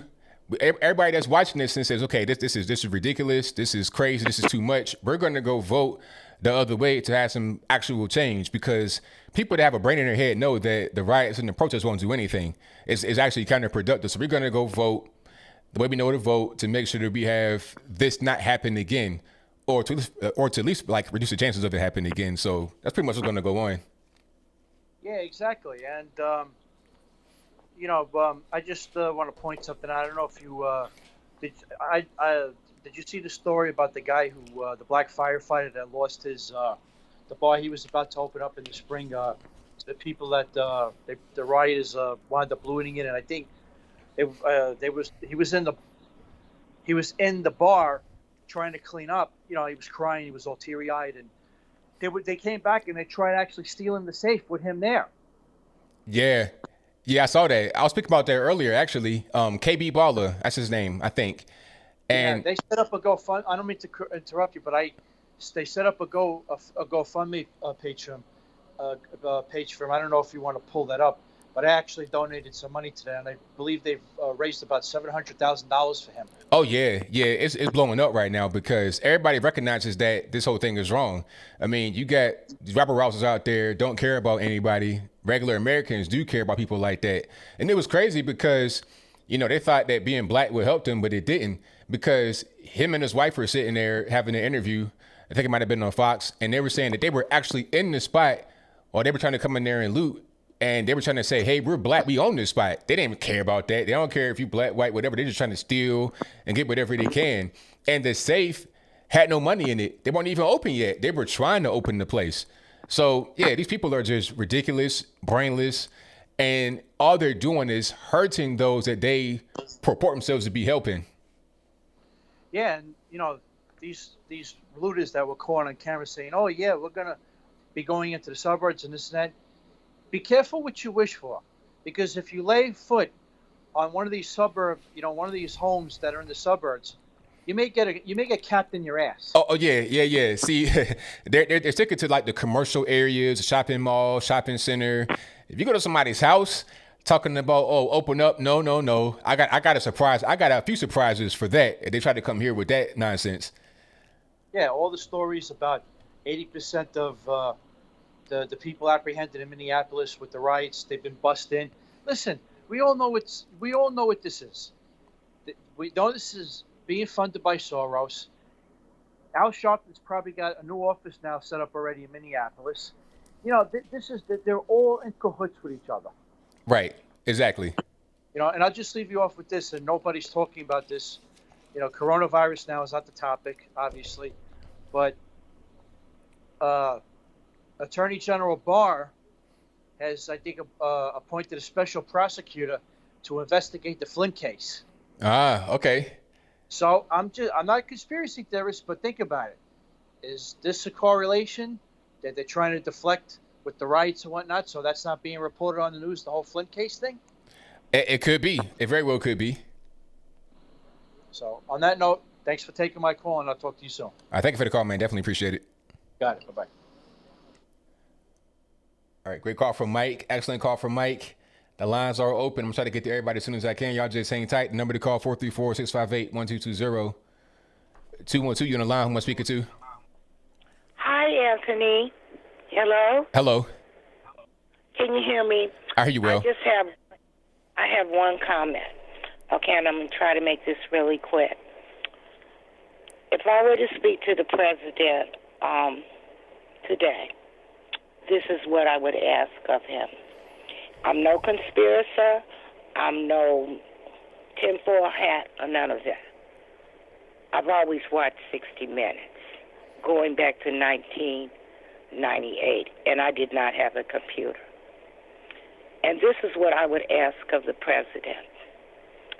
I would ask the president to immediately pick up George Soros and send him to whatever country that already has a bounty on his head, and to seize his assets immediately. That's it. Sounds. Because go ahead. this man is dangerous.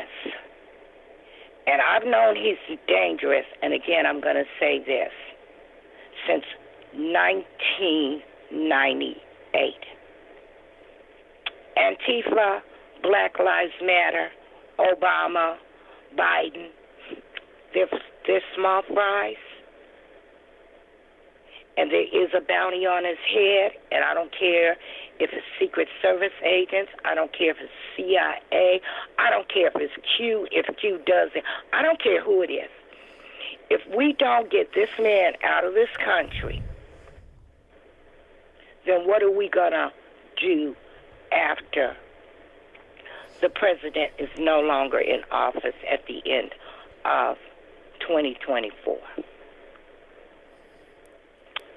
Yeah. So that's all I have to say about this situation. I'm in a lot of pain because I got family in California, Chicago, Texas, Georgia, everywhere. And I'm definitely not on the left any longer. And that's what I wish the president would do. Arrest him, get him out of this country. Don't even put him on trial in this country. Don't even let him have a legal defense in this country. Hand him over to the countries that already have a bounty on his head and seize his assets immediately. Have a good evening. Let's all keep our prayers together and be safe. Thank you for the call. Definitely appreciate you. All right, shout out to the caller. Hey, straight to the point. Like, hey, send him somewhere else where he got the bounty on his head, and let it take course from there. Hey, that's a plan to me. All right, let's get to the next call. 719, you're on the line. Who am I speaking to? Hi, how you doing tonight? I'm doing all right. Can't complain. How about yourself? I wish that we were talking about better things than, the horror that's going on right now. But I think what makes me the most mad about all of this is that these people out there, they have robbed George and his mother and his family. They stole their story from him. I've tried to find them where I could watch them, her showing her pictures, her family talking about how great he was, and the video where he talks about the inner city kids, needing help before things turn into stuff like this. I mean, I swear to God, it's like all these people woke up and bought Jim Acosta's book that says how to make it about me, me, me. That's what it seems like. I'm sorry. No, I was agreeing with you. Yeah, and another thing, I can't find any stories, where she can talk about. I do know one thing, that when you lose somebody, especially as horrific as this loss was, being able to talk about it and remembering the good things and the people that loved him and cared about him. And the only thing I'm seeing is all of these people out there making it about them. This poor woman, most of us, when you lose a family member, all you can hope for, they never tell you everything, and all you can hope for is that your child didn't suffer, And this poor woman had to sit there and watch this on TV, and she, knowing that she could reach out and watching him beg for somebody to help, and her grief at this point is tenfold compared to, she doesn't even get the option to hope that her son didn't suffer, while he was dying. And I really love the fact that when those cops were killing him, that not one person, all those people videotaping, nobody jumped out there. At least, if you're jumping the other cops, maybe that guy might have moved for a few minutes and gave him a chance. But boy, I tell you what, they all don't mind jumping out at cops these days and attacking them. So I don't understand the logic, but if anybody can help her find a platform where she could put out her stories, and I'd like to hear more. I'd like to see more pictures of him. I mean, he looked really funny in a lot of his pictures, goofy hats and goofy smiles, and it warms your heart. And I just wish that more people were talking about that and giving her a chance. But no, her story and his story got stole, and I'm sorry for that for her. And I hope everybody has a great night, and good luck to everybody. All right, thank you for the call. Definitely appreciate you. Thank you. Bye-bye. All right, shout out to the caller. Let's get to the next call. 210, you're on the line. Who am I speaking to? Hey, Bill, this is Nate out of San Antonio, man. How's it going? Everything's good, man. Can't complain about yourself. Oh, not too bad. I've just been following this crazy rioting going on all over the United States. Yeah, it's a mess. Well, I was noticing this seems to be not just a tactic from the left, but even the head honchos of the movie stars like Michael Moore. He was encouraging rioters to demolish the police headquarters. Oh, He wow. wrote a tweet about it. Wow. Yeah, he even wrote a tweet about it. I'm sitting here looking at it. Just good citizens. Now, listen how he puts it. Good citizens burn down the evil police precinct in Minnesota. After all, the police were out and safe. All police should go home. No violence. Police HQ must be demolished by the city tomorrow as a show of contrition to Black America. Then he adds the caveat, rebuild PD with decent kind of people, a.k.a. people of color. He's fomenting this. Right. And this is on his Twitter feed. Now, go to Brooke Baldwin. Brooke Baldwin, CNN, she's another Karen. She's sitting there crying, talking about, oh my God, as a white woman, I'm aware of my own privilege. I mean, come on, really? Now you want a virtue signal. I mean, And this is a tactic of the left. This is everything that they do. And yes, there is very valid information that BLM and Antifa are behind a lot of this. Because in Austin, and I was down there today, there were protests down there, and BLM and Antifa were there on each side of the street, controlling the chaos. That's right. And you can see it. They were there controlling the chaos. But this whole thing smells real fishy. This whole thing. There's something wrong about this. And I was always taught, whenever you know something is wrong in your gut, you follow that. So I started following all this. And then you've got the mayor, Beetlejuice, up there in Chicago, telling Trump, F you. Now, how classless is this? Over the fact that he was going to send the National Guard in, and she made it racist. So these people are fomenting. The left is fomenting this. You go back to Don Lemon from the other night when he was on there with Fredo. Okay? Mm-hmm. And he was fomenting this. All this has been building up to what we're seeing right now. The COVID, now we've got the other distraction, and the other caller brought up a good point. This could be a deflection. Because notice how all this stuff started popping up. In Atlanta, on the west side, everybody mentioned Killer Mike and T.I. Well, Killer Mike and T.I. have been given BLM money. Right. So there you go. And the mayor, she mentioned, now here's what's so funny. If you listen to what she said, she mentioned that Killer Mike and T.I. own the west side. Mm-hmm. On the west side of Atlanta is BLM's main headquarters. Now think about that. You got to put two and two together with this. Right. These people are all in on this. This is a sham. This whole thing is set up right before us. It's all being set up. They showed a video earlier when the protest first started, mm-hmm. and they had bricks sitting in front of a building where there was no construction. And there was a young guy that saw that. He said, so what are these bricks doing here? Everybody said, oh, no, this is set up. And they saw it. So it makes me think that there's something else at play here. And this is just the left's thinking. You go back to what happened to Ferguson, you see what came out of that. Okay? Nothing came out of this. These people, this whole thing is being staged right for our own eyes. It's to keep us distracted from something else. And that's what this is about. You know, this man died. He got killed. Okay? And these people up there protesting, fine, protest. But why do you burn your own neighborhoods? You burn your own houses. You burn other people's property. You're taking their livelihoods away.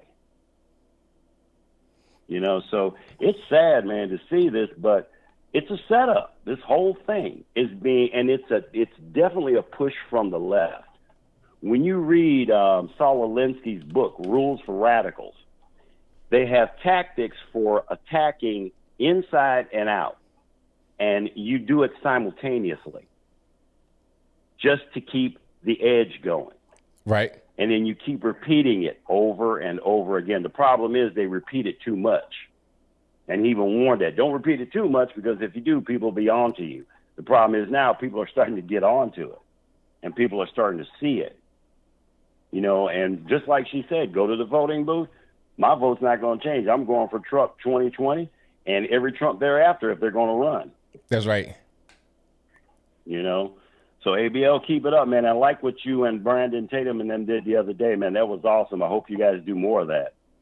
Oh, we're going to do more. Like, we had to talk after the show was over. We said we're going to try to do that a lot more, maybe even every week. So be on the lookout for more of that. We want to bring it to you because, you know, you guys are really enjoying it. So, yeah, that's going to be a regular thing.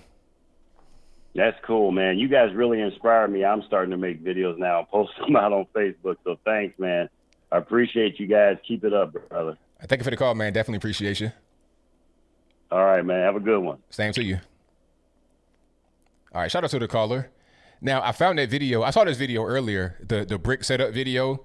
Warning for any profanity. I'm not sure if it is or it isn't, but if you got little kids, little babies, you know what to do. Let's go ahead and roll this video. And this is from Dallas. This is from Ali. Shout out to him. This right here? Yeah, they put them This the setup. So for guys and girls that can't see it, this is a guy with his camera, and he's in selfie mode, and over his, I think probably his left shoulder, is a big pile of bricks just there. They put them there on purpose, Y'all know where we at. They gonna set them on right up on the route. Y'all know what building this is right here. I ain't even gonna say what name it is. Hey, where do them bricks go to? Where do them This bricks is go set to? up. Where do them bricks We go gotta to? do better. Ain't no damn We gotta construction. do better. So they're saying, look, there's no construction. Where are these bricks right here in the middle of all this melee? What's really going on? Ain't no damn construction around here. I see. Ain't no damn construction around here. You just gonna set a pallet of bricks right there. Oh, okay. Listen, I did jury duty 3 months ago. Y'all don't keep no bricks right there. Do better. So he was saying that he was there 3 months ago and it wasn't bricks right there. And there's no active construction, so why do you have a big pile of bricks? I mean, it was a big pile. It probably was about 4 foot high and probably about 2-3 foot wide. You know, so it was a big pile of bricks. And the question is, why are they right there? You got to ask yourself that question. All righty, let's get to the next call. The number to call is 434-658-1220. 434-658-1220. And let's go 334. You on the line? Who am I speaking to? What's up, ABL? What's going on? Russ, man, I'm out of Knoxville, Tennessee. They've been doing a little protest down here. They've been real quiet and letting ambulances and cars through and everything.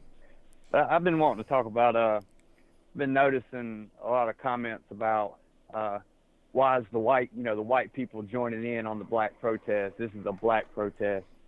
And, I mean, it's not, you say that white people oppress you, but now that we're here, we see what's going on. We're starting, at least I am, I'm starting to realize more and more that a lot are oppressed because of it. And I'm not saying that, I used to get in trouble with the cops when I was younger. And the first time they went to put me in handcuffs, I tried to run. I started resisting instantly. And he slammed me on the hood of the car as hard as he fucking could. Or, excuse my language. Right. As hard as he could. And the next time I got in trouble with the cops, I did exactly what he told me to. That's right. And I then realized that, okay, so if you resist, they're going to throw you. That's right. But, I mean, I feel like it's not about color. I believe that I support the police, but there are bad eggs in every group. Oh yeah, definitely. I just wanted to feel get your take on like the people talking about, why are the white people joining in now?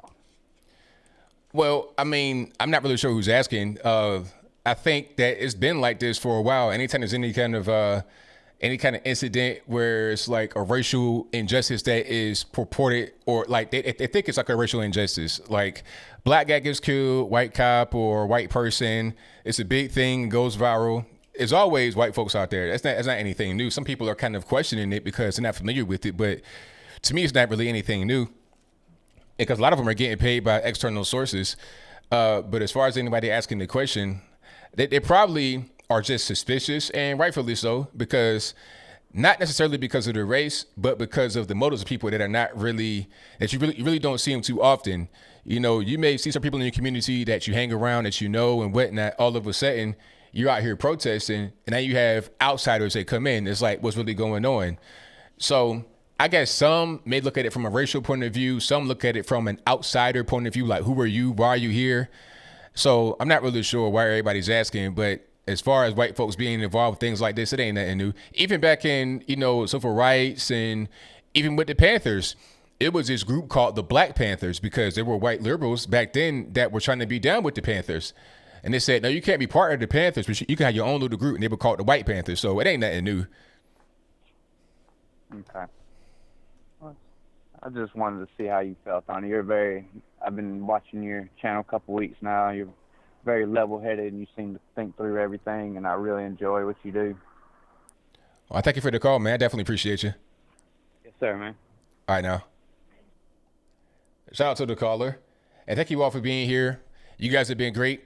I got super chats to read right quick, and then I'm going to get right back to the calls. And you guys know the drill. The number to call is 434-658-1220. If you want to get in through Skype, you could be right here on the bottom left-hand corner. There's an email for that in the description box below. Add me on that. I try to get you on as soon as I can. I got like 1 trillion calls right now in the queue, so y'all keep on trying. If you calling and it's hanging up, keep on trying. It's like trying to call on the CNN or CBS or something like that right now. So let's get to hold on here. Let's get to the super chats. Shout out to, I got a lot of them, so y'all just hang tight. I'm gonna try to just do a little bit of speed reading. Shout out to, let me see, Matthew, who says, Roof Koreans are patriots. Very, very well said. Shout out to Max Dominguez, who says, thank you for doing what you do. Keep on rocking, ABL, will do. Shout out to Joshua Perez, who says, have you watched Netflix Castlevania? Amazing show and worth a watch, but the show directors are Bernie Bros, also bisexual. Alcard, I'm not sure what that means. I've heard about Castlevania, but I've not really watched that too much. I think I've seen an episode or two, but I don't really have time to watch stuff on TV too much, except for the news and the occasional sports. But thank you for that, man. Definitely appreciate you. Shout out to Nippon, who says, if the police officer was black and the victim were white, the lamestream media wouldn't bat an eyelid. Exactly. They wouldn't care at all. Not in the least bit. If the officer were black and the victim were black, nobody would care. The same as they would not care if it was a black cop, white victim, or white cop and white victim. Shout out to Nature Boy Alfie, who says Antifa terrorism has their own channel, Unicorn Riot TV. They were interviewing thugs saying death to white people. WTF. Exactly. They're all over the place. They're not trying to hide. They're all over the place. Shout out to Kelly Williams, who says, ABL, you have become my top YouTube watch. Wish more people had the common sense that you do. Well, I'm glad I could do that for you. Thank you for your donation and your very kind words. Most certainly appreciate you. I try to just come with common sense, not too much else. Shout out to Marcus Aurelius, who says, my best bud who was black had his friend's business busted up last night. Thanks for our left. Exactly. There's a lot of that going on. You busting up black business, white business, big business, small business. People don't care. They're just busting up businesses indiscriminately. Shout out to Shane, who says, if this is a protest, what does a riot look like? Exactly. I'm seeing a riot right now. Like, when did they upgrade it from protest to riot? You're talking about people getting shot like indiscriminately in the street. I don't know, but thank you for your donation. Shout out to Scott, who says, more riots coming in Minneapolis. 56 people arrested. Last are from Minnesota, not out of state. Thank you for your donation. Shout out to Following News for your donation. Shout out to Actually Hamburgers. That's a funny name. Who says, hashtag stay home, save lives, went out the window. Oh, we done. COVID-19, the virus, the bug, that's canceled. We're way beyond that. We don't care about that too much anymore. We're moving on to bigger and better things. You got to have racial grievances. That tops the virus.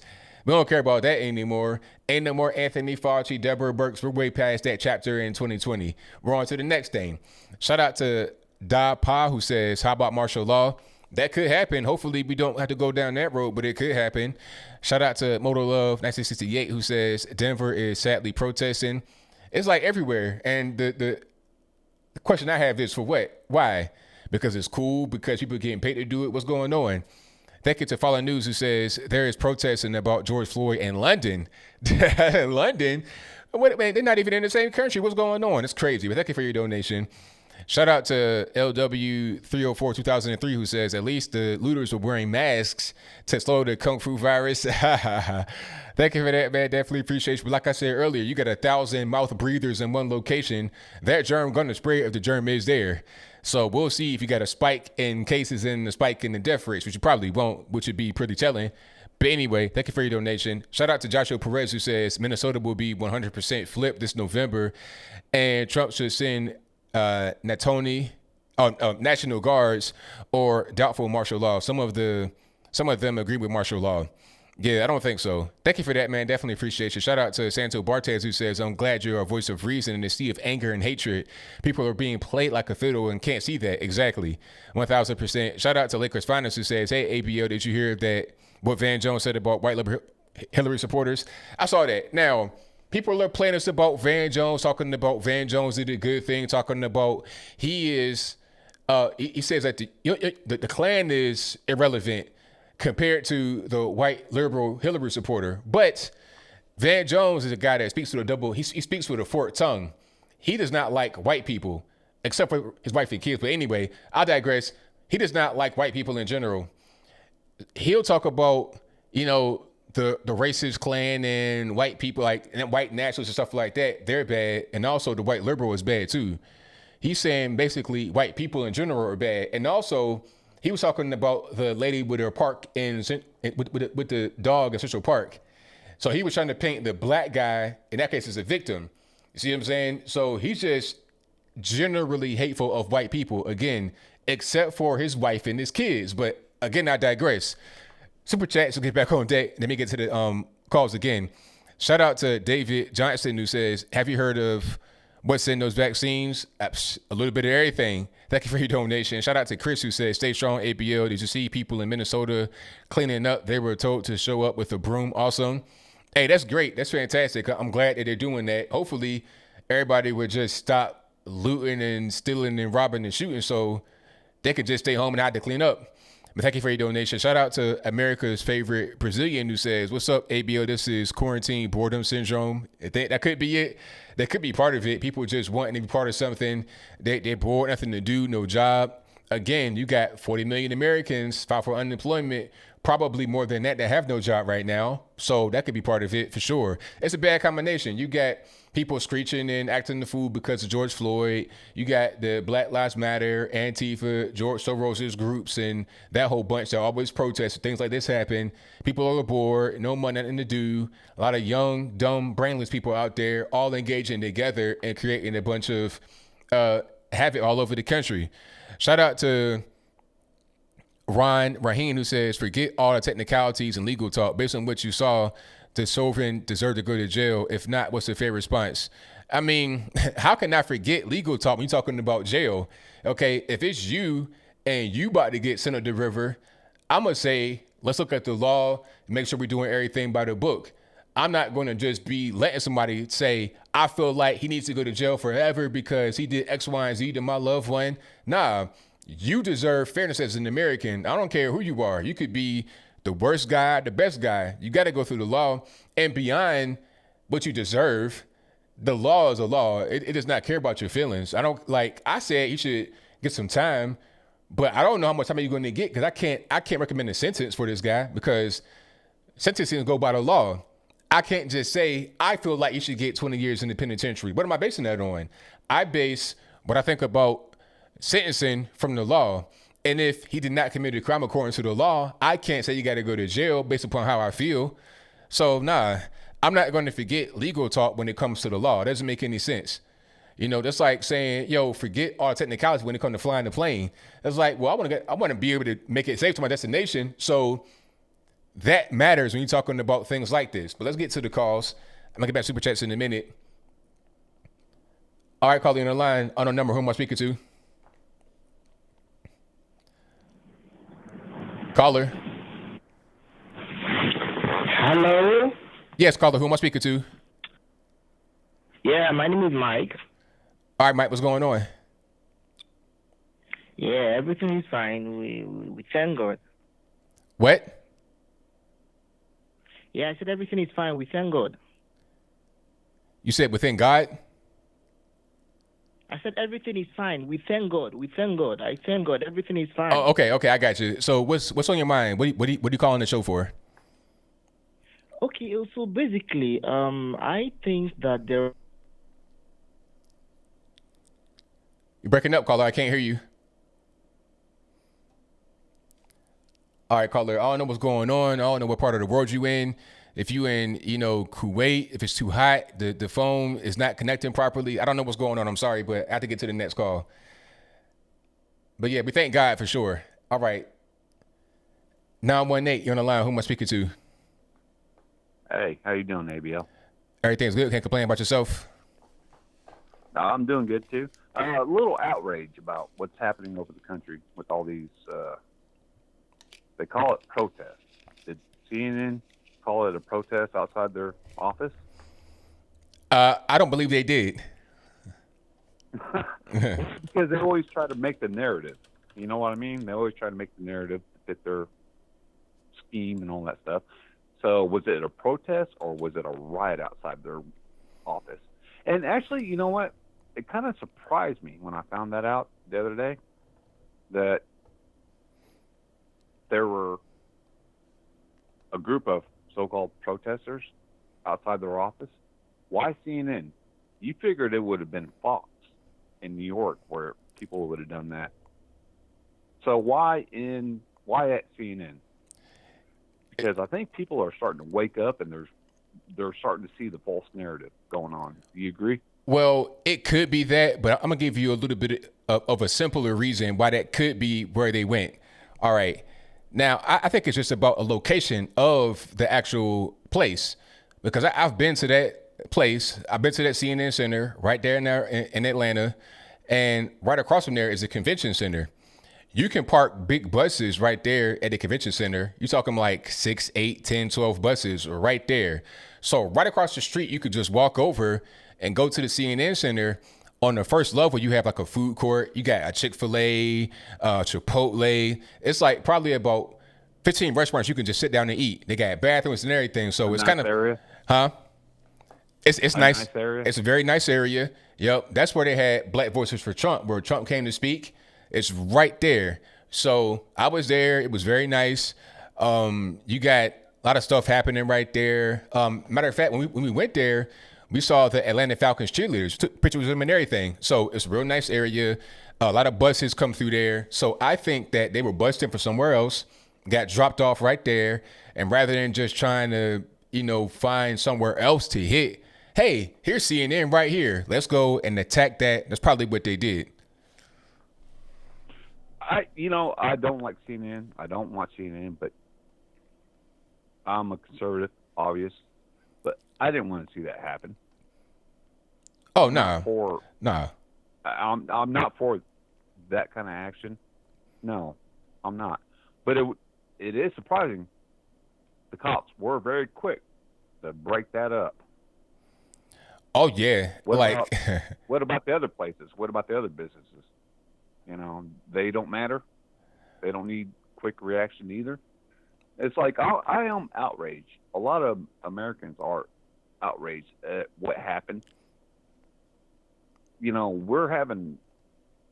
like we're going through something with this country. You got on Twitter, I follow you and Bryson and all them, Angie Stetton. I follow all y'all, and it's like with it's like there's a lot of conservatives are fighting conservatives. Can we not get on the same page? You can have different viewpoints as being a conservative, but why is there this infighting going? I mean, have you not seen that? I see that, but I think what's happening is that some people are trying to get some attention by doing that, and I think it's really the wrong way to go, because a lot of these people have had these feelings for a while, but it didn't really get out there to the public until they wanted some more attention. I don't really know. I think that I think it'll die down eventually, and we'll get back to just normal business. But I think Tatum get attacked too a lot on Twitter, and I'm like, what? Why? Because he's speaking the truth. Because he's more popular than everybody. Like, it's me, Candace, Brandon. Like, we're more popular. King Face, we're more popular, and it just kind of boils down to like some envy, and it's kind of sad. And I think that it'll subside after a while once people realize you can't just, try to hurt somebody that's more popular than you are to gain any kind of notoriety. That's not really how it works. So I don't really care too much about that. I'm all about just doing my thing, giving the right information to everybody that's out there. And that's pretty much it. Some people have to get beyond that and understand the same thing I do. I will say this. I'm sorry to interrupt. I will say this. There were things before that you had said recent, and I was like, man, I've always been on the same page as you. Like what you said, I was like, yes, yes, I agree, yes, yes. And then it was like, lately, I was like, I don't think I'm on the same page with you on that. And now it comes back to full circle. I was like, ABL called it. ABL called it. I was like, all right, I was wrong. I was wrong. ABL called it. He knew what he was talking about because he deals in facts. That's all I do. Not on emotions, deals on facts. That's it. That's it. So, so I was like, man, you called a lot of things, about this Floyd thing, and I saw on Twitter, you got a lot of flack on that. Yeah, but I've always been the kind of guy that I'm not really afraid to just say how I feel and give the facts. Like I'm not so concerned about what people think. As long as I know I'm doing the right thing, I'm being righteous, I'm being truthful, I'm being honest, I'm gonna always stand on that. People may not agree, and that's okay to not agree. But at the end of the day, I'm more right often than wrong because I just stand on facts and that's it. Well, yeah, and that's where I faulted, was I went the emotional side of things. It happens. It's okay. It's all right. And I was like, I don't agree with them. Then now I come back full circle, and I was like, you know what? Looking back, just over maybe about 2 weeks span, I was like, you know what? ABL called this. He called it.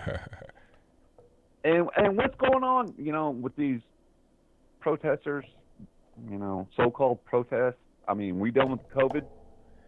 Oh no, that's pretty much canceled. We're done with that. Like that was a cool little mini series we had for a while, and this little docu-series we call 2020. But now we're on to the next thing, and that's going to be the virus and police brutality and stuff like that. But hey, it's been a great call, but I got a lot of calls on the line. I'm trying to get to a few more. Thank you for the call, man. Definitely appreciate you.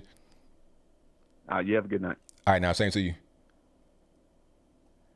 All right, shout out to the caller. Most certainly appreciate him. Let's get to the next call. 804, you're on the line. I'm speaking to. What's going on, friend? How you doing, man? New Yorker turned Virginia. I know you live here in Virginia. Appreciate your show, my friend. All right, thank you for that, man. Appreciate you. Hey, I've been trying to get through this line forever, but anyway, I'm glad I got through. It's interesting, what's going on, but by the way, I was a Democrat, and no more. I've been following this Jeffrey Epstein saga since last year and went down that rabbit hole in my research, read my books. Next thing you know, I'm learning about what's really going on the Democratic side and all the people involved, connecting the dots.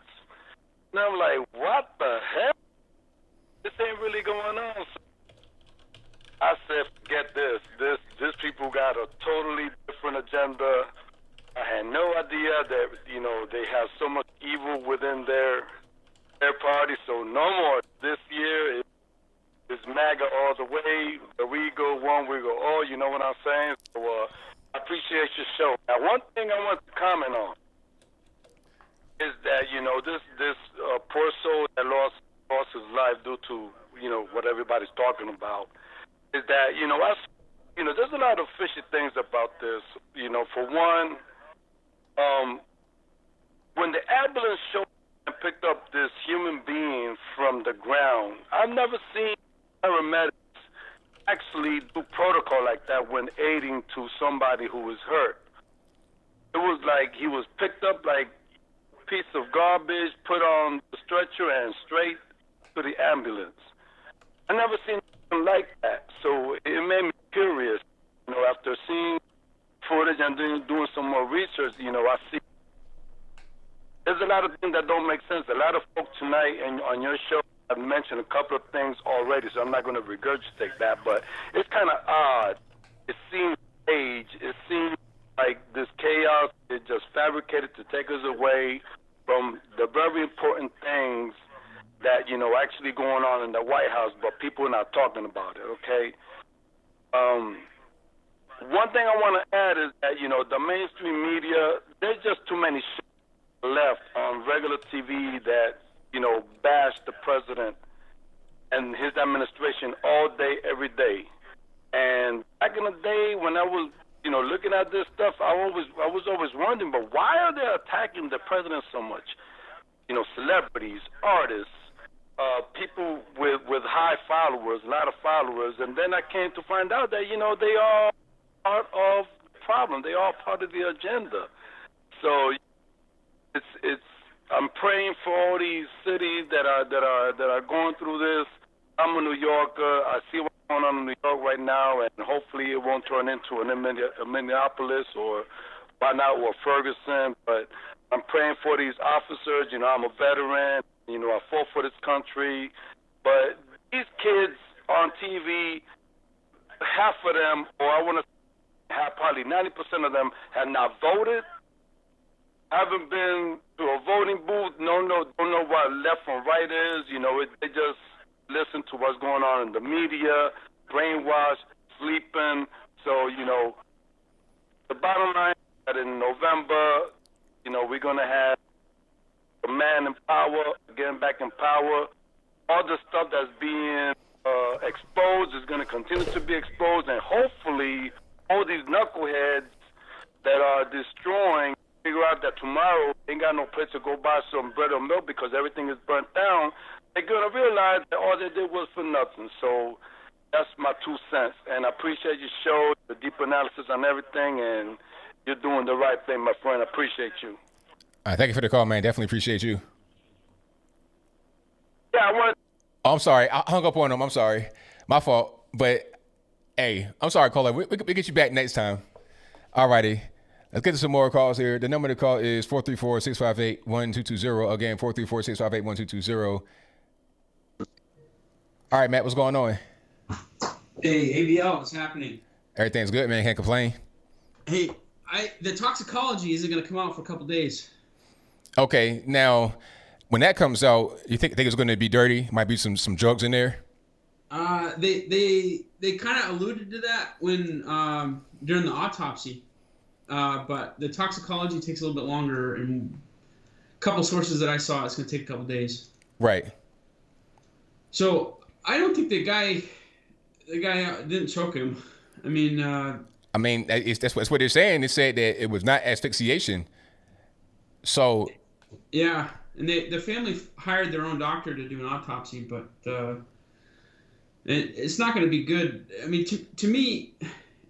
Just like looking at what's probable is that I think he might have swallowed drugs when he was in that Mercedes, and then when they had him pinned down, when I like what your previous caller said too, by the way, but it's a human being. Yeah. That's the main thing that I got out, and I wanted to make clear was that I think that the officer should have been looking at this man to just make sure that he was all right. If he's not doing well, the crowd is like, hey, render this man some aid. You should have some humanity and give him some medical attention, render some aid, maybe call the ambulance earlier. I don't know. But as far as him choking him, that is not appearing like it's the case according to what the autopsy says. Yeah, and it's not gonna. A lot of people still think Michael Brown had his hands up. I don't think. Yeah. I don't think as a country that we're really going to be able to process this. Nuance is a muscle that you have to exercise, and if we're not doing that, then facts really don't matter. We're all debating. We're talking about bricks and stuff out in front of buildings and George Soros and all these sort of things. I'm not sure that we're even on the right side of these things. The country is dividing, and it's almost like an internal war that's going on. Yeah. So politically, there's one thing I could say for Joe Biden. He would win this election hands down if he went out and was able to go to Minneapolis and demonstrate with these people without a riot kicking off. I'd like to see him go with a building on fire and say, hey, okay, everybody, calm down. Let me tell you about corn pop and my leg hairs. We'll basically get you guys all happy. Right. And then maybe about a month or so ago, there was a black pundit on one of the networks that said something to the effect of the economy, about how, like, when white people suffer, the reparations checks just get printed out and handed out. And I'm more Republican than absolutely anybody I know. I mean, if we want to measure it to, I'm way off on the right. But in the context of me seeing this as a war, and it's a domestic war that's going on for the hearts and minds of Americans, and it's a war that really doesn't have a lot of reason to it. Any other war, you have to have a decisive victory. And the civil rights movement, when the Democratic Party shot MLK and the FBI went along with it, the black communities decided to follow Jesse Jackson instead of Ralph Abernathy. And it took it into a place where it became about separation instead of segregation, instead of integration. And a big sort of resolution to this could be reparations. I'm just throwing this idea out there maybe to see what you think about it, but if we're printing all these checks, and I can't stand it, I mean, this idea that we're just going to print checks out and give them out to everybody. And the last thing I support Trump on is the economy. I support him in so many other ways, Trump 2020. What's your thoughts on just saying, you know what, let's just print some checks, hand them out, and give out reparations, but, you can't bring up racism ever again. We're done with it. No, that's not going to happen. That's not going to, none of that would ever happen. First of all, you already have reparations. We already have reparations. Like, you got all these welfare programs with EBT, TANF, Section 8, food stamps, all this stuff. You already got that. And then, you got all kind of funding to black programs in cities. You got all kind of things that we get for free. HBCUs getting funded when they probably shouldn't be, when they probably should go under because they're black colleges. So we have a lot of that stuff already. And then beyond that, if you get reparations, it's only going to be the beginning. Then it's going to be, okay, we got this check and that's fine. But I think I deserve a seat at the table to really have a piece of the pie. Not just a check or one off. I want to be able to be this corporation, to be the CEO. Why is Jeff Bezos the head of Amazon? I should be the head of Amazon. There should be plenty of black women here, black men there. Then it's going to become, we need to have certain percentages of companies, all kind of stuff. It would just start right there. You wouldn't be ending right there. So if you're trying to quell the racism or the talk of being oppressed, all you're going to do is just fuel it by giving reparations, because at that point, you've basically apologized. And when you apologize to the mob, that's when the mob becomes more unruly. It's like anytime a celebrity comes out and says, "Oh, I'm so sorry for what I did. Please accept me. Please," that's when they really just dig in and take you for everything you got. But Kevin Hart, prime example. Prime example, Kevin Hart, when he was talking about the whole LGBT thing, making a joke about that, he apologized. All right, that's fine, but put this dress on and go on SNL and dance. How about that? I agree with you, but I agree with you. The reparations are already going on, but I don't think that the white people, I'm not speaking on behalf of all white people as like a delegate or anything, but I think what's going to end up happening is that we could put that forward and say, listen, y'all get every single man, woman, and child of color gets a $3,000 check. And we're just going to bow out. And then you're going to have people from one community, you're going to have one black leader that's going to come forward and say, no, we want percentage of all the companies, we want a seat at the table, we want this and we want that. But then you're going to have a whole bunch of other people saying, man, imagine what I could do with $3,000.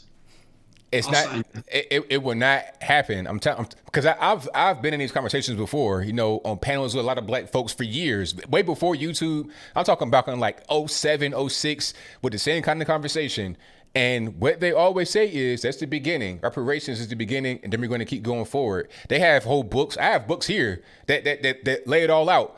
Like, we want reparations, and we want this, and we want that, then we want that. It'll never stop. Just like I said, when you apologize, I mean, that's like I said about war. All these other programs are never a decisive victory.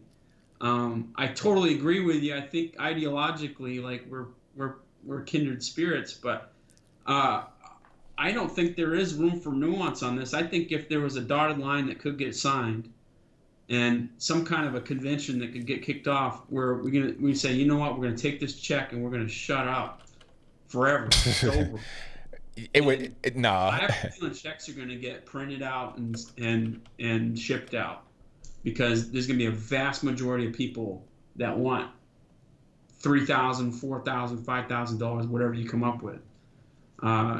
The Trump could probably do it. Last point before I leave you, sir. You know what they're not talking about right now is that damn Netflix documentary where they had that IT security guy saying that he saw Clinton on Epstein's island. Yeah.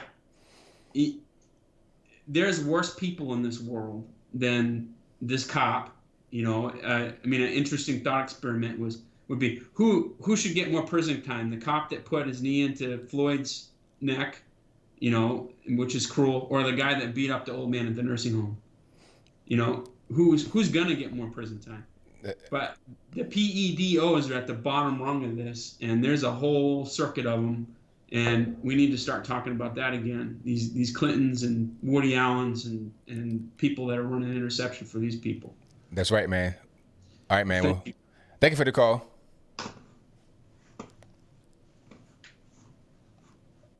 All right. Shout out to my man Matt for the call. Most certainly appreciate him. Hey, yeah, Kevin Hart did wear a dress. When you apologize to the mob, at that point, now they got you. You pretty much their boy now. They can do whatever they want. All right, here it is. This is on SNL, and that's him. That's Kevin Hart wearing a full dress with the little weave, a little bow in his hair, all that. That's him. Okay, I said something about the LGBT community. I'm sorry. All right, man. Look, but that's fine. But that ain't enough. Put this dress on. How about that? Put that dress on, and then we'll talk. When you do that, then they got you. It'll always be kind of an apology tour, which is why when you conservative and you got liberals attacking you, don't give them don't give them an inch. When you give them an inch, what do they do, crowd? They take a mile. That's exactly what's going to happen. Reparations, please. I've been in conversations for a long time. People talking about, oh, that'd be the first step. We want X, Y, and Z, this, that, and the third. Yeah, you don't want to do that at all. But let me get to the next call. The number to call is 434-658-1220. All right, let's do 734. You're on the line. Who am I speaking to? Hello, ABL. It's Antonio, man. From Detroit. All righty, man. What's going on? Yeah, I ain't called you in like 2 months. I was asking, what's your website so I can donate $2,000 to you? Oh, wow. Go to Anthony B as in boy Logan.com. Anthony B boylogan.com. And I called you like 2 months ago because I had my own restaurant business. I'm ex-blood. Yeah, I remember you. Yeah, dog. I got a little boost of money, and I'm still in the tyrant Governor Whitmore to hold us down, to lose our business. But I want to give you $2,000 to bless you because you tell the real stuff.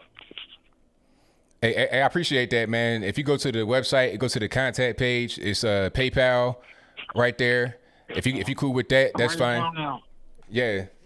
PayPal, ABL, PayPal, right? Yeah, just go to the contact page on the website, and there's a PayPal link. Matter of fact, if you in the chat, I could just post a link. I think it's in the description box too. You could do that. I'm not good. That's one thing I'm talking to you about. I'm not good at internet. My daughter is. So okay. I need directions. Right. Because I'm a blessing. Right. We'll take care of it. You know, if you're having any kind of issues, man, just send me an email. All that's on my website. You can call your daughter, tell her to give you a hand. We'll make sure everything happen, man. But whatever you do, man, hey, it's all good. Yeah, okay, because I'm this old school guy. And I want to talk to you one thing about this too. I wrote this down. The rioting, what I'm seeing around the country is like liberals, and then I'm thinking like Antifa. Like that black guy we put in a video saying we've been set up. Yeah. You hear me? Yeah, with the bricks. Yeah, the bricks. I'm like, dog, they're trying to cause a civil war and trying to cause a divide between the country, between blacks and whites. And I do not like that. And so I'm saying like this, black people, wake up. You getting fooled by the mainstream media and everything else. You say you hate white people, but white people dog you. Like, I'm going to tell you one quick story, ABL, and I'm going to get the phone. All right. I ran to a leftist, right? She told me I should think like her, like what Joe Biden said, like, you're not black, you can vote Democrat. So why you gotta challenge my black card? Right. Period. Regardless of the fact, because I can think for myself. And she was like this. I said, so, Miss Lady, you're racist. You trying to tell me who I should think? You like a plantation owner of slaves. When I said that to her, guess she did. She walked away. She had no argument. Right. You can't tell me how I should think. You can't tell me what I should do. How you leftist white liberals, I ain't talking about all white people. I'm talking about white liberals think they're better than us, everybody else in the world. I'm sorry. I'm not agree to you, and I'm not going to bow down to you. I'm not your slave, lady. I think for myself. So, give me one more thing. I ain't finished writing down. I'm kind of hoarse, so I've been arguing with my employees. So, give me your website again, so I can finish writing down. I got PayPal, but I don't got rest of the link. Okay, it's AnthonyBLogan.com. BLogan.com.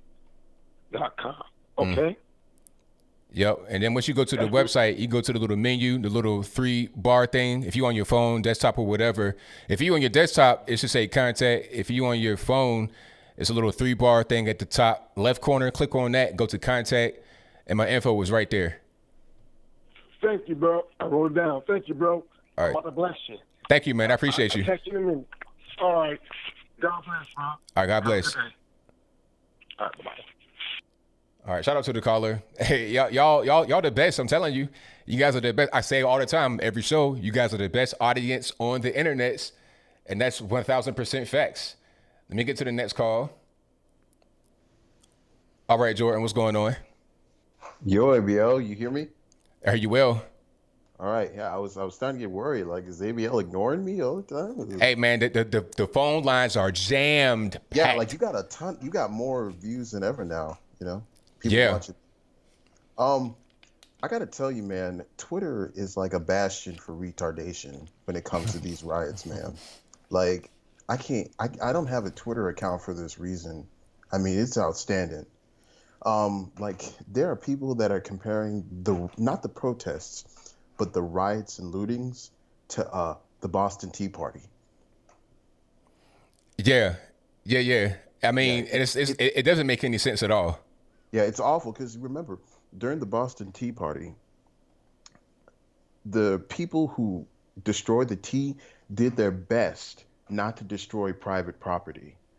And I think that's what's getting over these people's heads, is that they're unable to grasp what exactly happened during the party. All they did was break a broken padlock, and the Patriots ended up fixing it because they have principles. They didn't want to break anything, and that was private property. So they focused on the tea for the Boston Tea Party. And look at the Civil Rights Movement. When the focus was on the buses, they protested the buses. But now you have, instead of the focus being on the police, they want to tear down local businesses and all this other stuff, and then the police. And so I think it's awful. Yeah, it's crazy. What you said about it kind of being a bastion of retardation is right on point, because There's so many people that don't know what they're talking about, that are kind of brainless. And it's like, all right, everybody can't be an expert. Everybody can't know everything. But if you don't know about a thing, like, just be quiet and let other people talk, or ask people what's going on, figure out what's happening. And then also to those that are knowledgeable about a thing and are lying about it or giving you mistruths, like Van Jones and Bakari Sellers and Shamichael Singleton, the so-called conservative. You know, these guys, you know, are telling lies. It's like, yo, you guys need to stop lying and stop being so emotional. So I'm with you 100% on that. Yeah, no, I don't need water energy. I'm just glowing. That's it. I'm not sure. So you glowing? Yeah, but on a serious, well, not on a serious note, but I gotta ask. Like my mom watches MSNBC, and DeRay McKesson, you know, the guy who thinks he's in the movie Planet of the Apes, that guy. Yeah. He came on and he said that they were going to rebuild Target, and I gotta ask what. And I saw your response to Tim Pool on Twitter about, oh, Target's fine, they're insured, I don't care about Target. And I have to wonder, what makes these people think that everything's going to be all right with Target when it comes to Minneapolis? Because people talk about, oh, Target is insured, they're fine. But that means nothing. It's like people have forgotten the concept of white flight or investment at risk, where these companies feel like it's not worth it to stay in these areas and just either shut down or move their resources elsewhere. And it's like that's completely off the radar with all these rioters and protesters. Yeah, exactly. They don't understand any of that. All they know is, you know, it's a big company, they got money, they'll be okay. But they don't understand anything about how insurance really works. You can't just keep getting your store burned down over and over, or hit for, you know, loss over and over. People keep stealing from the store. You keep doing things to the store. If it's not performing well, then what'll end up happening is the store will just go away. It'll close down. It happens all the time. They even close down Walmart sometimes because of that very reason. So if you go over there burning it down, the insurance is going to go up, first of all, after something like that happen, if they use it to replace. Yeah. And, you know, people don't understand anything about business. They think that, oh, who cares? It just grows from trees. Yeah. I mean, people are just dumb. They don't understand who works there. People, you know, low-income folks work there. You know, people working 2-3 jobs, take care of kids. They don't care nothing about that. All they caring about is, we hate big business. We're envious of big business, so forget them. Yeah, never mind the small businesses that probably won't recover. Like in Minneapolis, there was an Indian store that wrote, I think it was Gandhi Madal or Masal, I can't remember the name, but it wrote minority-owned business on it, hoping not to get looted, and it got burnt. It got their windows breaking in. Right. So, you know, but it's really sad, and I noticed this. You can apply this to like the land reforms in South Africa and Zimbabwe and a number of other things, where this cycle of BS, where something happens that causes these riots, and these businesses fall, and then they leave because they realize that investing it is not worth it in those neighborhoods, and then the people don't have the resources. Poverty and homelessness rise, and then they blame the whites and they beg the whites to come back, and the cycle perpetuates itself. It's a dangerous cycle. It really is, and people don't realize that it's a cycle. They don't know that they're in a cycle like that until afterwards, and then they see the consequences. But if you have a brain, if you can see a little bit beyond just your nose, you know what's going on. And we try to warn people, hey, don't do that. It's the wrong thing to do. Don't do it. They don't want to listen. They caught up in their feelings. And then 2 years later, they're sitting on their hind parts, broke, busted and disgusted, talking about, oh, you were right. You don't say. Yeah, you don't say. And, you know, it's just ridiculous. I hate it so much. But I want to talk about, right quick, the autopsy, because I think we need to keep something in mind about the autopsy, because I looked at the preliminary one. What it said specifically was that there was no evidence of strangulation and traumatic asphyxiation. That was in the document. Yeah. Now, this second guy, Dr. Baden, whoever his guy's name is, supposed to come and do another autopsy, and he might try and prove that there is positional asphyxiation. which is involving like the chest area and compressing on the floor and suffocating from there. But I fear bad things are going to happen if this guy comes in and can't link the cause of death to the cop who put the knee on his neck. If that can't happen, then this case is a dud, and all hell will break loose. If they're going to say, his chest was being compressed or something like that, then that is not dealing with the knee at all. That's dealing with just hands being on his back or something like that. So the knee that whole thing goes out the window. So now Derek Chauvin will beat that. Like if they try to go to trial, if they say, okay, positional asphyxiation, and they try to go to trial with that, he'll beat it because of that. It's like, oh, I didn't do it. It wasn't the knee. And then he had heart problems already. He might have had the bug. Who knows? So it doesn't look very good for Mr. Floyd as far as a conviction for the officer. Yeah, I mean, we'll see when the time comes. I mean, I feel like it's just too early to tell. But yeah, I want to say just one more thing before I go. Just one more thing.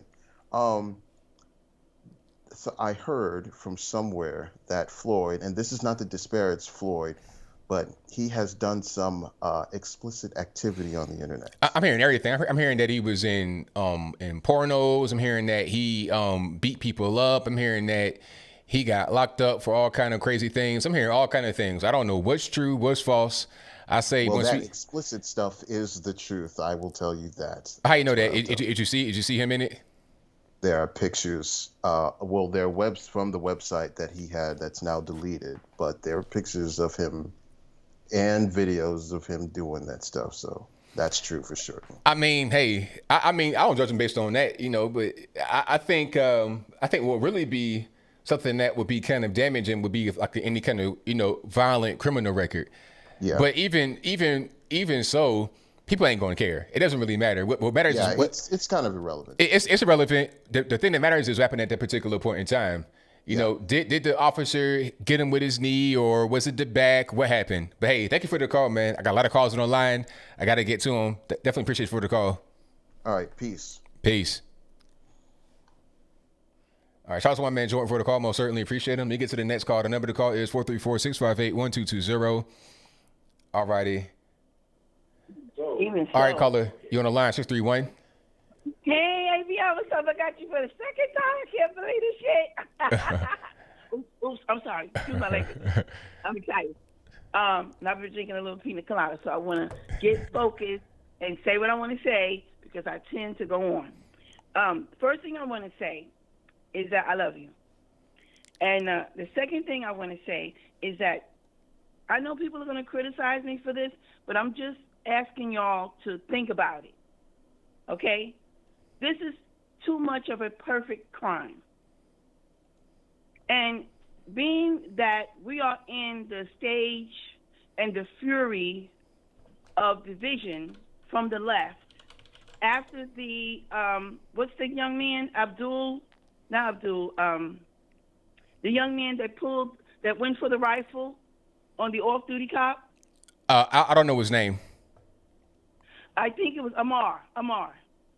Okay. After that kind of like died down and they didn't have their facts straight and everything started coming out about it, that he actually reached for the rifle and sucker punched the off-duty cop, and they were struggling for the rifle, and the guy had to shoot him to defend himself. After that came out, and the CNNs and the ABCs couldn't get away with that and start a race riot, they had to think of something else. Now, this is a perfect crime here with this police. Let me ask you something, ABL.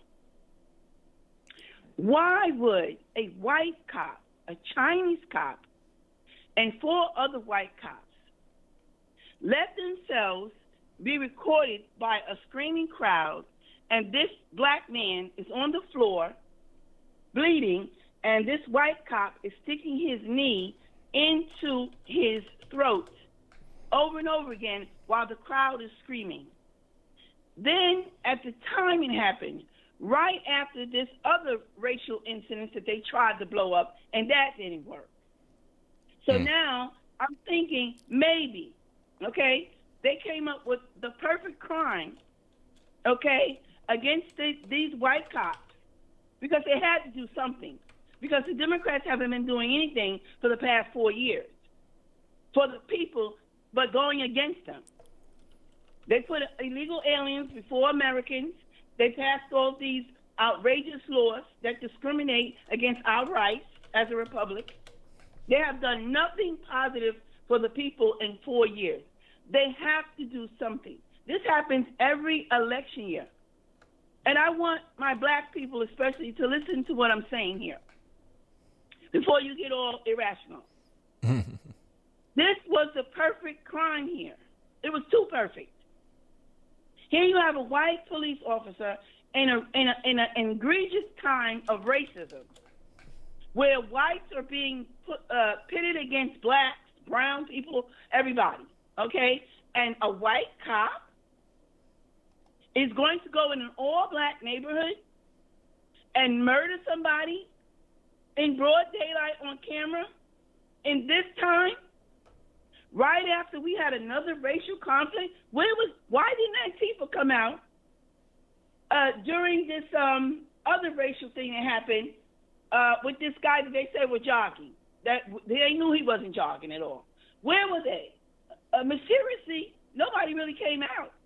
You had some black people, and of course CNN telling lies and blaming the president, but not like this.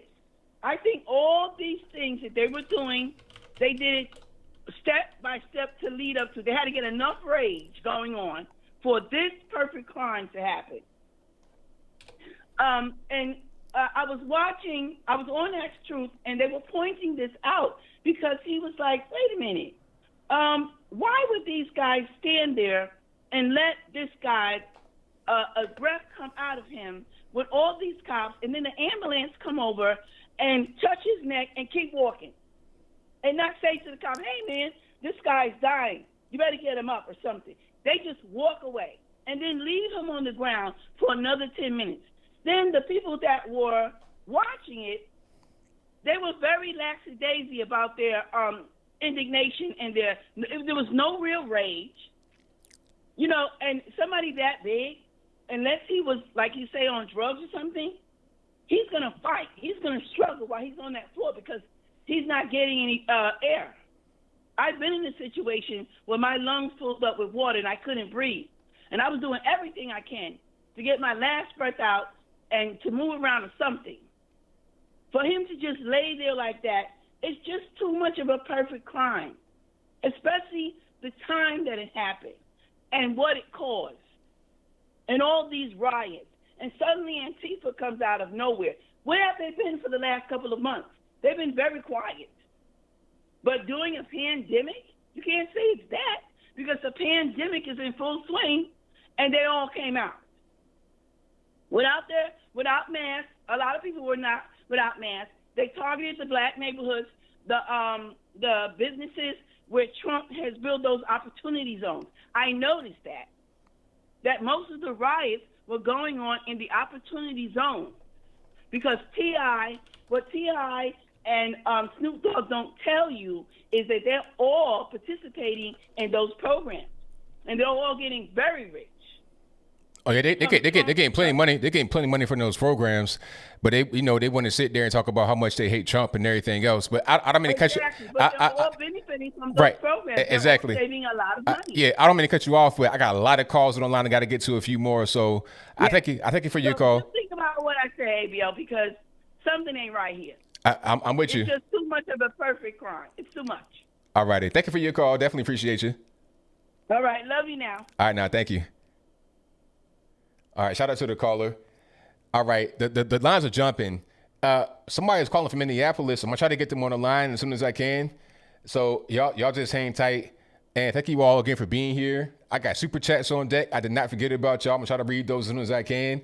So y'all just hang tight. I'm going to try to get to you ASAP. All right, Minneapolis, if you're listening to me, go ahead and call in now. I cannot hold back the floodgates for too long for all the callers because the lines are jumping out of the gym. All righty. So, again, the number to call is 434-658-1220. Again, 1220. All right, I give you like 10 seconds, and then I'm gonna keep on rocking. We got about 30 minutes left, a little bit less than that, about 24 minutes left, and we'll keep on moving and shaking. All righty. And you guys have been great. Like I say, the best audience on the whole internet. That's what you guys are. All righty. So, Minneapolis, where you at, boss? I need you to call in right now, because if you don't, then I have to keep on with the show. All righty. Again, number to call, 434-658-1220. Yeah, I heard about that the everybody was calling from out of state. I did hear about that. I know I'm calling the line. Who am I speaking to? Hold on. Let me turn my phone off. Other phone off. Is this Anthony? Yes, it is. Who am I speaking to? You're talking to Sharon. I'm up in Minneapolis, in the area where it is. And we are... Whoops, sorry. Hold on. Sorry about that. I was trying to put the camera on, but I don't know how to on here. Anyways, a lot of what people are saying is just not true. This neighborhood, these areas that are being hit by Antifa and people from out of town, this neighborhood has Latino, has Indian, has Somali, it has black people that are native to Minnesota, it has white people, and that's equally throughout that area. It's mostly working class and lower income and people who are on SSI, things like that. It's a very mixed neighborhood in income and in what people do for a living or don't do for a living, whatever. That's just not true. And those minutes before he ended up on the ground with the white cop, there was also an Asian and a Hispanic cop. Those minutes before that were up on YouTube before. His fiancée had put them up there. They had gotten them from the shopkeeper where he had tried to pay for something with $20. And even the attorney general came out and said, the police chief came out and said that the proper process on this is that officers would go out and talk to them trying to trace where those $20 bill came from, not with what happened with George Floyd. And the people that are coming into town here, they are first hitting banks, pharmacies, laundromats, any place that's going to have big money, and then they are burn everything behind them because that keeps the police and the firemen all away from the next place that they're hitting. They have hit an area that's almost a quarter of this total city. They've also been hitting North Minneapolis, which has very, very little shops at all. Trying to go to the grocery stores here in the surrounding suburbs, it's worse than when they were locking us down for COVID. And we are under martial arrest, or one step before it. We started getting things across our cell phones at 7 p.m. that we need to go to our homes and not leave them again until after 6 a.m. tomorrow. So a lot of what I'm hearing people saying, it's not true. And I'm just want people to know the truth of what's going on here. Nobody's forgotten about what happened with Mr. Floyd. And nobody's going to forget, whether people are white, Indian, whatever. This is just can't keep happening, and is, we're not forgetting in the daytime. At the nighttime, these are people coming from mostly Illinois and Indiana. They are taking their license plates off the cars so that squads and that can't read them, and they don't have time to pull them over. They come and do their crap, and then they're leaving, which is why all our interstates are closed after 7 p.m. now. If there's any other questions you have, but that's what's going on here. I'm sorry if I sound upset. Well, I mean, that's my first question. How are you actually doing yourself? I'm fine. They're not burning houses. There's no shops or anything anymore in either of the St. Paul or Minneapolis. They've boarded everything up, hoping to save them. But like I said, they're hitting those targets and they burn everything in between. So, we'll make it through this. Heck, we've been flooded out. We've been blizzarded out. And the gal talking right before me, she was talking, why did it take so long? And it's like, no, that didn't take so long. And if she's talking about shooting season up here, it's just getting warm enough for people to be outside now. So, and plus we had COVID. So it's, yeah. So cleaning up every morning, and you keep cleaning up every morning, and hopefully they've got enough troops up here now.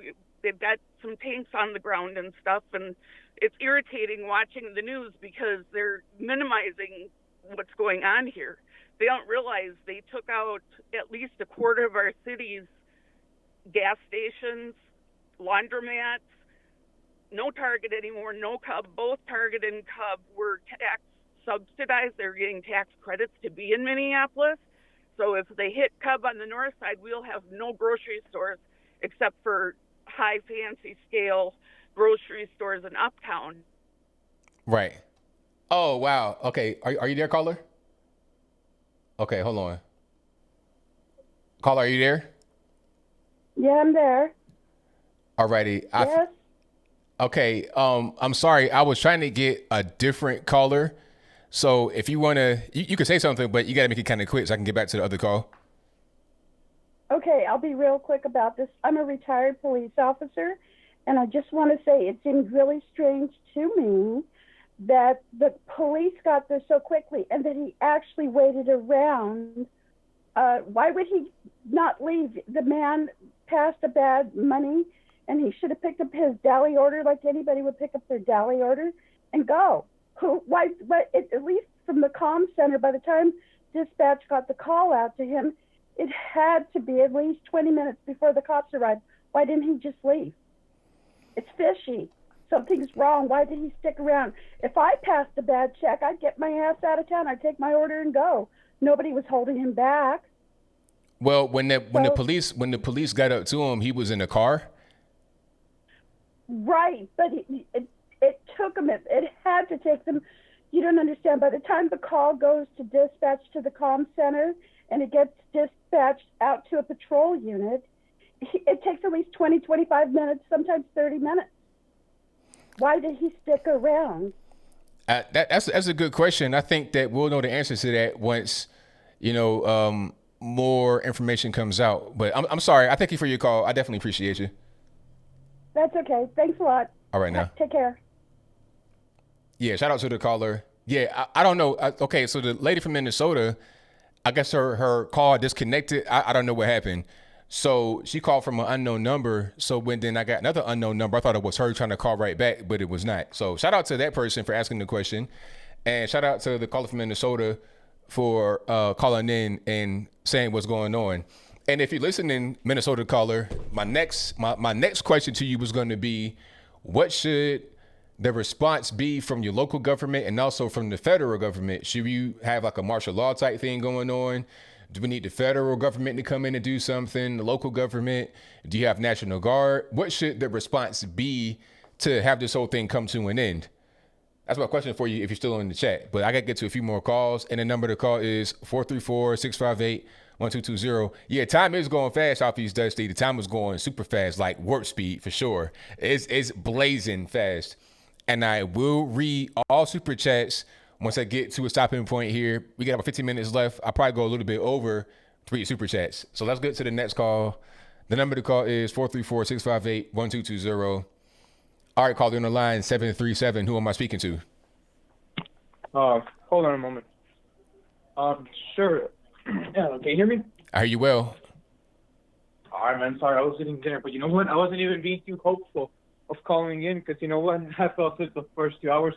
But I'm gonna rewatch your show tonight. Is that okay? It's all good, man. Because it shows true dedication to your show. All right, so let's get going.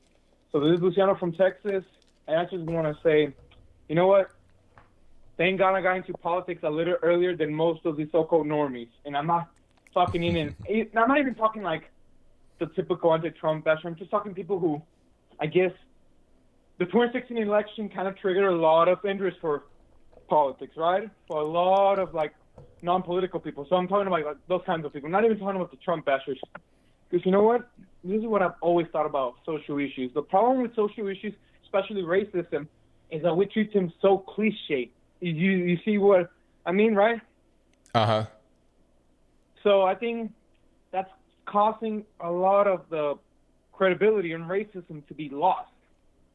So we got to go back to treating social issues and especially racism like if they were what they are, right? a social issue. It hurts half the population, right? Don't treat it like a cliche thing. Oh, I'm suffering from racism, so please, I need this participation trophy, you know? Right, I hear you. I'm with you. And I do have a question. Again, why is it that whenever harm is done on black people, whether racially motivated or not, by other minorities, is it just called bad behavior? But if a white person does something bad to a black person, whether the intention was racially motivated or not, it's always racism. I mean, it's because people want to be a victim, and then they want to go back to, 200 years ago, talk about slavery, bring that up. Like anybody alive today was a slave or a slave master. They want to bring that up. And then also, it's something that is kind of like taught to people.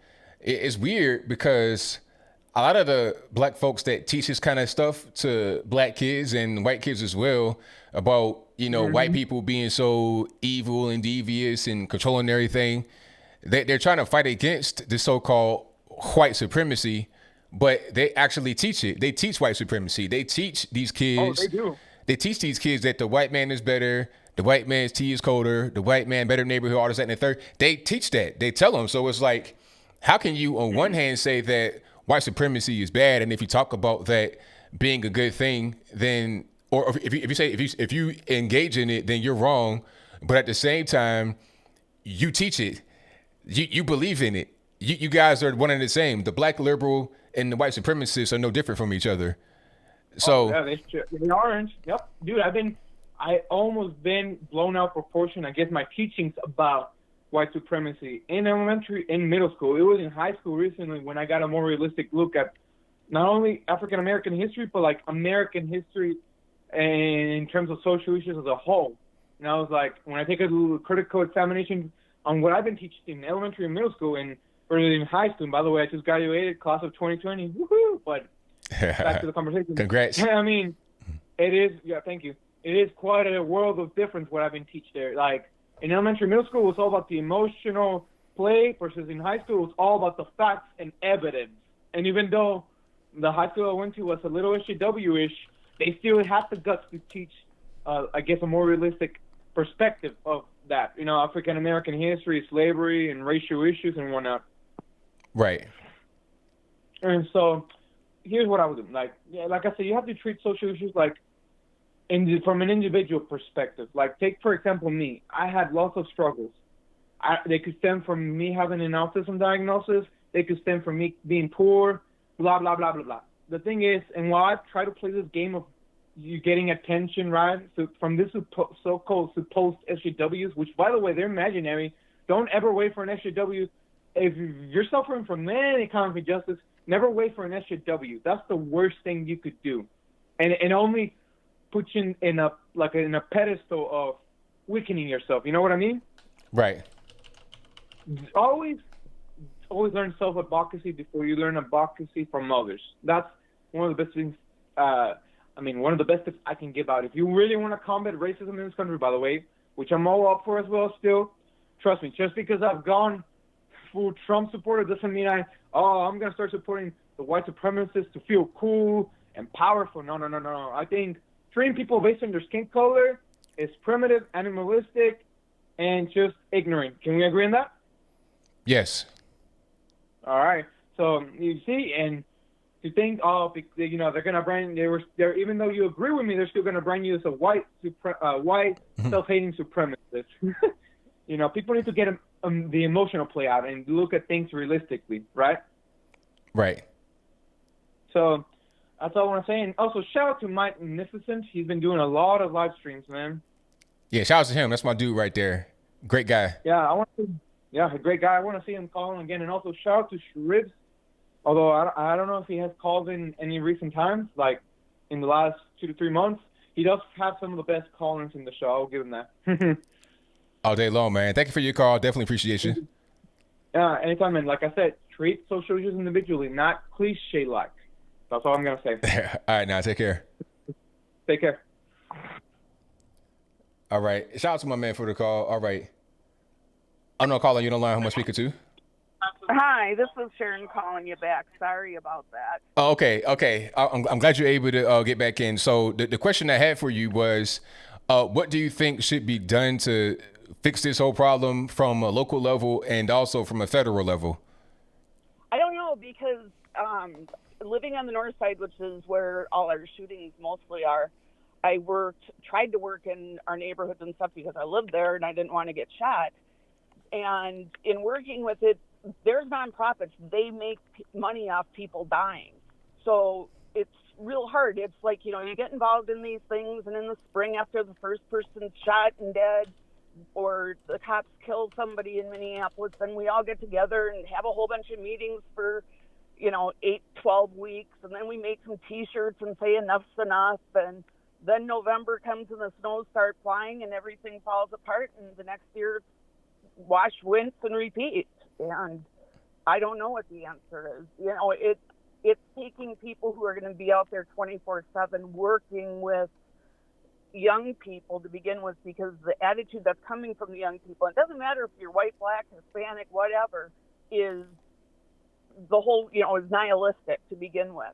So how do you get through to these young people to not be so nihilistic? But then to go in and where you do have families, because there's 3 generations of crack addiction and things like that, fixing that, because mom or dad's usually gone and grandma's trying to raise these kids. I don't know how you fix that. And not having dads around is a really big problem. I mean, we've talked about it before. It's probably the biggest problem. And when you do have men around who don't have jobs, they're drinking all day long and smoking, that's not the example those kids should have. And I don't know. I'm not God, but I don't know. Yeah, I hear you. It's just, I don't know what the answer. I don't even know where you begin, because these nonprofits make too much money off of people being poor. So there's not really incentive to solve the problem. So, one family here and one family there, that's not going to fix the problem. Now, if you could tell, if you could say anything to the president right now, what would it be? Send the troops. I've been Twittering them for the last 2 days, and I've been Twittering our mayor and our governor that they needed to shut down 94 and 35 into the cities here, because those are the main arteries. They're the only way into the cities. And they finally did that today. I'm not saying because it had anything to do with me, but when they came through and said that all the main throughways were going to be, the main highways were going to be, interstates were going to be shut down, I was like, thank you, Lord, because that means nobody else can come up from Indiana and Illinois. Right. So that, that was to stop this, is that, and that people had to be, last night, people were still out there and they were on 35, or another interstate, and which was having the police then trying to protect them because they were peaceful protesters. And then you had the rioters, and then you have all the fires that are burning, which were being lit all over the city, not just on that Lake Street that they're showing you, to divert them.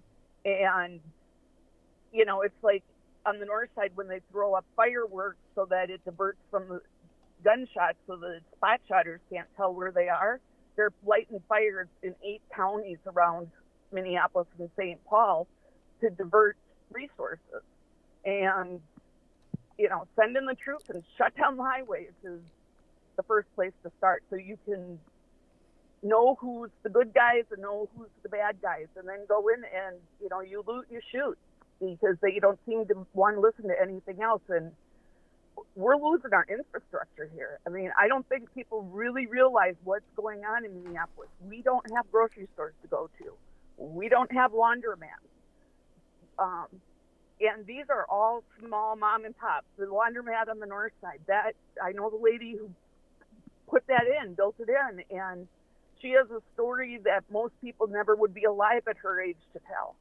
And she built that from the ground up, and she then bought a second one. Both of them were burned down last night. And to see that happen in our communities, I've lived both north and south, and to see that happening is just chilling. I can't even tell you how awful it is. it's just you don't know what to say. I hear you. Well, hopefully, hopefully things get better really soon. Hopefully Trump does hear you and send them troops out there to get this whole thing under control, because this can't go on. Like you said, you're losing your infrastructure, losing things that you actually need to get by day to day. So hopefully this thing comes to an end very soon. But I thank you for your call. I definitely appreciate you. Thank you. And anybody out there in the same situation, stay safe. Absolutely. Thanks, Anthony. All right. Thank you. All right. Shout out to the caller. All right. Caller on the line. 207. Who am I speaking to? This is Christina. All righty. What's going on? Well, I was just wanting to call and say a little bit of something about these riots that are going on. I don't understand why the military hasn't been sent in to weed out the Antifa and the ones that are being funded by the bigger guys, sending them in to start all these fires and stuff. And it's sad because it's taken away from the original message that the black community and the white community was coming together to give, and it's just sad that people are fighting and doing it the way they are. Right. Yeah. And I just wish that people would just take 1 minute and step back and go, wait a minute, they're burning down our communities. They're burning down our homes, our jobs. They're taking away from the black community, if anything, Right. Exactly. But see, people don't even really think like that. A lot of times they're just so caught up in doing whatever they want to do. They're not even realizing what they're doing. And then any kind of purpose, any kind of goal, it goes out the window. And it's crazy that it's like that. Yeah. I know. It's sad that the far left would rather watch our country burn than to just stop doing the things that they are doing they divide everything. The Democratic Party seems to divide everything. I never used to be into politics, and I just started watching stuff about a year and a half ago when I watched an 81-year-old vet get pushed to the ground because he had a MAGA hat on. And I thought everybody was joking when they told me Donald Trump won. That's how little attention I paid to the government. Right. But since then I have watched everything I possibly can, and I just cannot believe how corrupt our country has gotten. And I told my daughter, who's 32, I'm 53, I told her, I said, part of it's our fault because we sat back and said, I'm not into politics, we didn't pay attention. And so the Democratic Party has been running things for so long that they've just ran everything in the ground. That's right. It's really a shame. And hopefully people are starting to wake up and seeing that this is happening and how things actually operate and then go a different direction. Yeah, because, people need to step back and realize, what are we showing the kids through the way that we're allowing these riots to go? We're forgetting, I don't know a lot about history because I was raised on the streets and in and out of foster homes my whole life. But the little bit that I have studied over the years, Martin Luther King is one of my idols. The way he handled things and the way he talked to people was just amazing, and it was the closest thing to God that I've ever seen. And for the black community to allow the government to tear apart their families the way that they have over these years, it took away the pride that was the most admirable thing about the black community, because it seemed like in slave days and after slave days, you guys had the most strongest based families, beautiful. I mean, there was the father, there was the mother, and and now it just seems like the fathers aren't there, and it's like the kids are lost. They're not for sure which way to go. And so the easiest things that seem to be offered to them, is in the inner cities, is trouble. I mean, they don't have no programs that offer them a way to step up to go to college and to be the things that they have potential of being. So it seems like they just sit there and the less there is to do, the more trouble there is to make, Right. I've always looked up to the black community. I grew up around blacks, Hispanics, Cubans. I grew up in the bottom of Florida, and I lived in a pretty rough neighborhood my whole life, and privilege is one thing I never was. And it seemed like over about the last 10 years, it seems like something drastically changed in the black community to where it seemed like more was being taken than given. from the blacks, taken from the blacks, and Right. not enough given, and it has tore down the foundation that once stood so proud, and it's sad that the younger generation are filled with so much anger, and I don't know, it comes from so many different directions that feeds into the hate that I don't think they know much about their history to know how much they have to be proud of, and the ones that do, I think the riots like right now, I think that casts a shadow upon the potential that the good ones do have and the message that they do want to put out, Right. It's suppressing them in another way. Absolutely. I'm right there with you. Well, I thank you for your call. I definitely appreciate you. All righty. Well, God bless you. And I love your show. I just recently started watching it, and I love it. So many things you say hits things on the nail, or on the head, the nail on the head. Right. So, I appreciate but thank that. you very much for putting yourself out there like you do and bringing us some truths about stuff. And no problem. Thank you for your support. Can't do them without you. All righty. Good night. I know.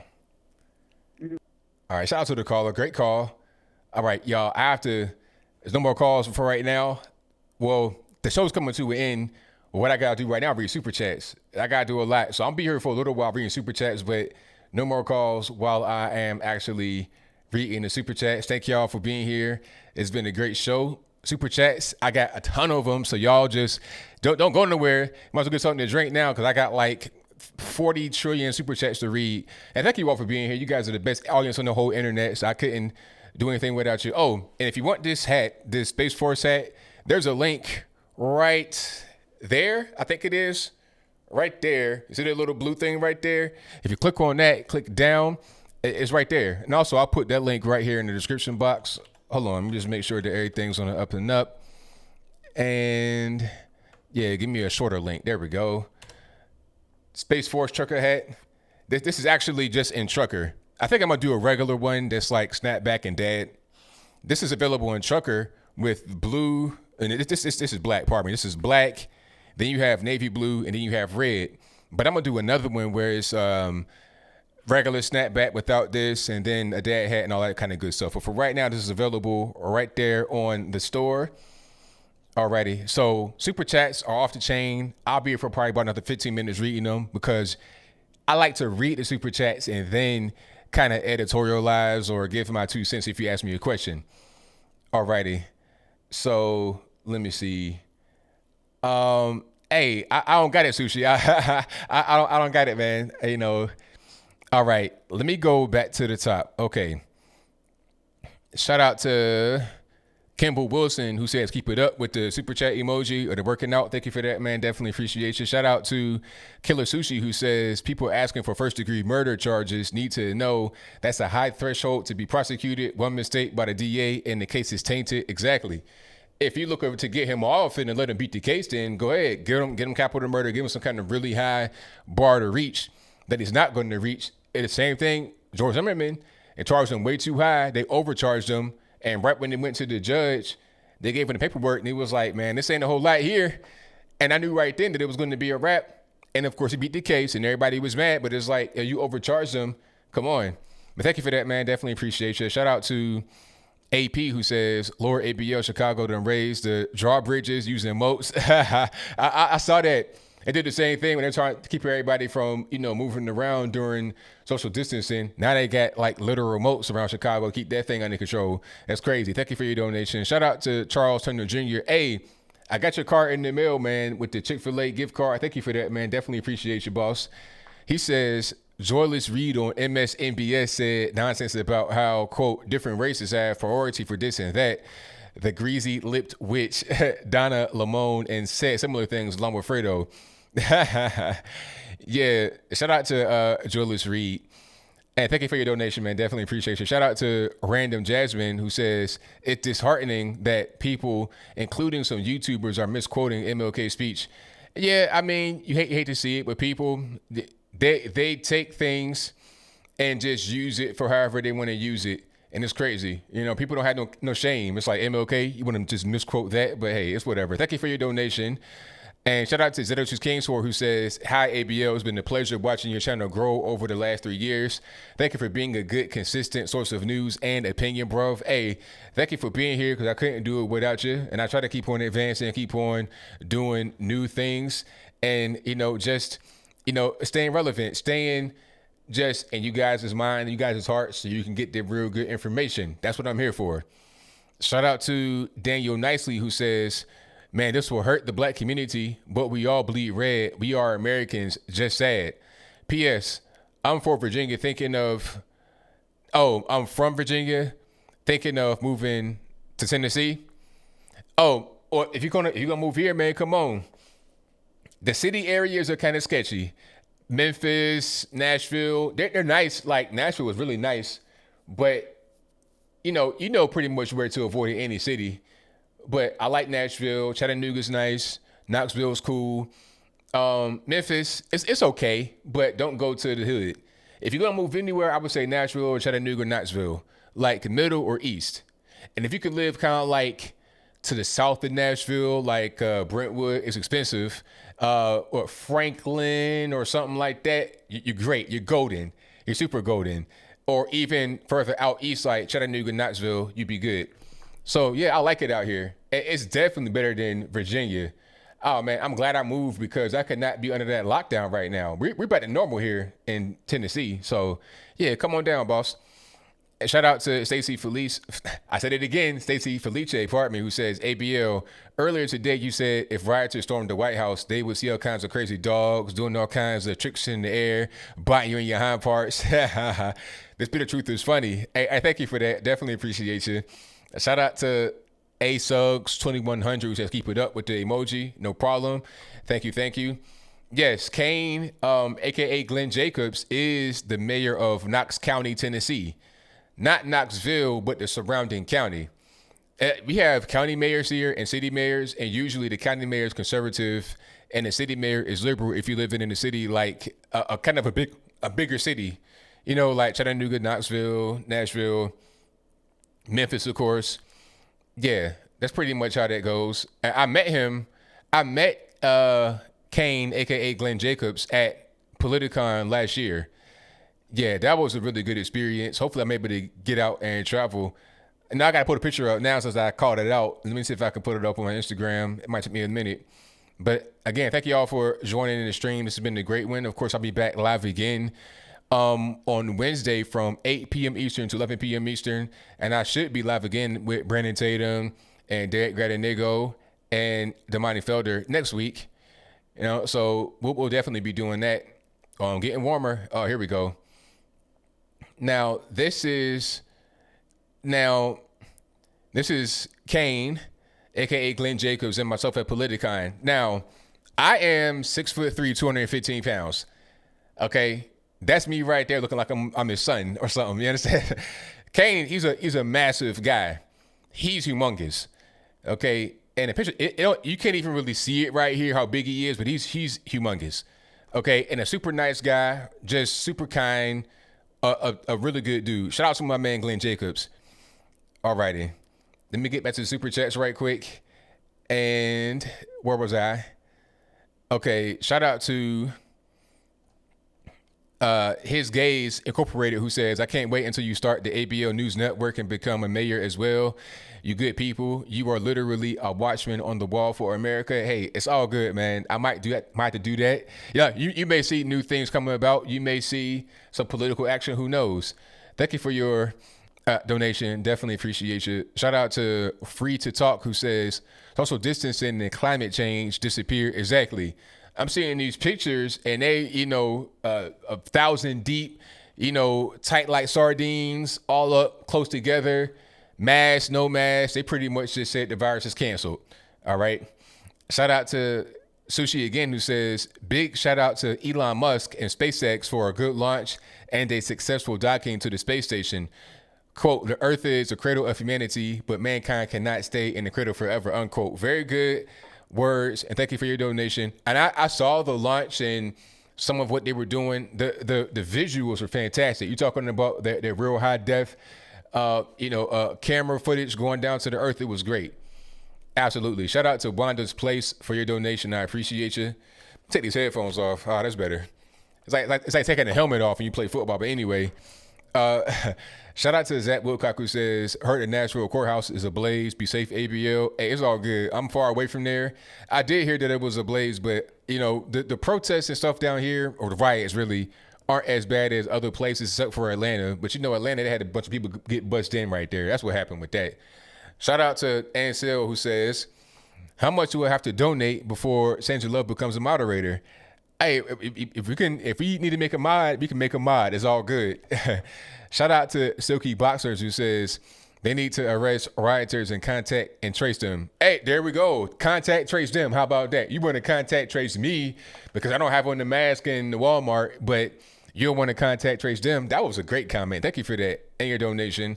Shout out to Ra Siriani who says, I appreciate you always willing to dive into every angle of a situation. Hey, it's all good, man. Thank you for that. I try to just look at everything from all points of view, so I'm not just, you know, one-sided and kind of having a myopic point of view, because when facts aren't really known, it's hard to really draw a real opinion if you're not looking at it from all points of view. But thank you for recognizing that. I appreciate it. Shout out to Kim Bone who says, just a tip because I'm happy I finally was able to get a haircut. I'm glad you're able to do that, man. Thank you for your donation. Shout out to Great King David who says, James Wool is crowdfunding a defense team for the cop. I still think the cop is at fault, but now the alt-writers are coming out in force trying to shield his dirty cop. What do you feel about that?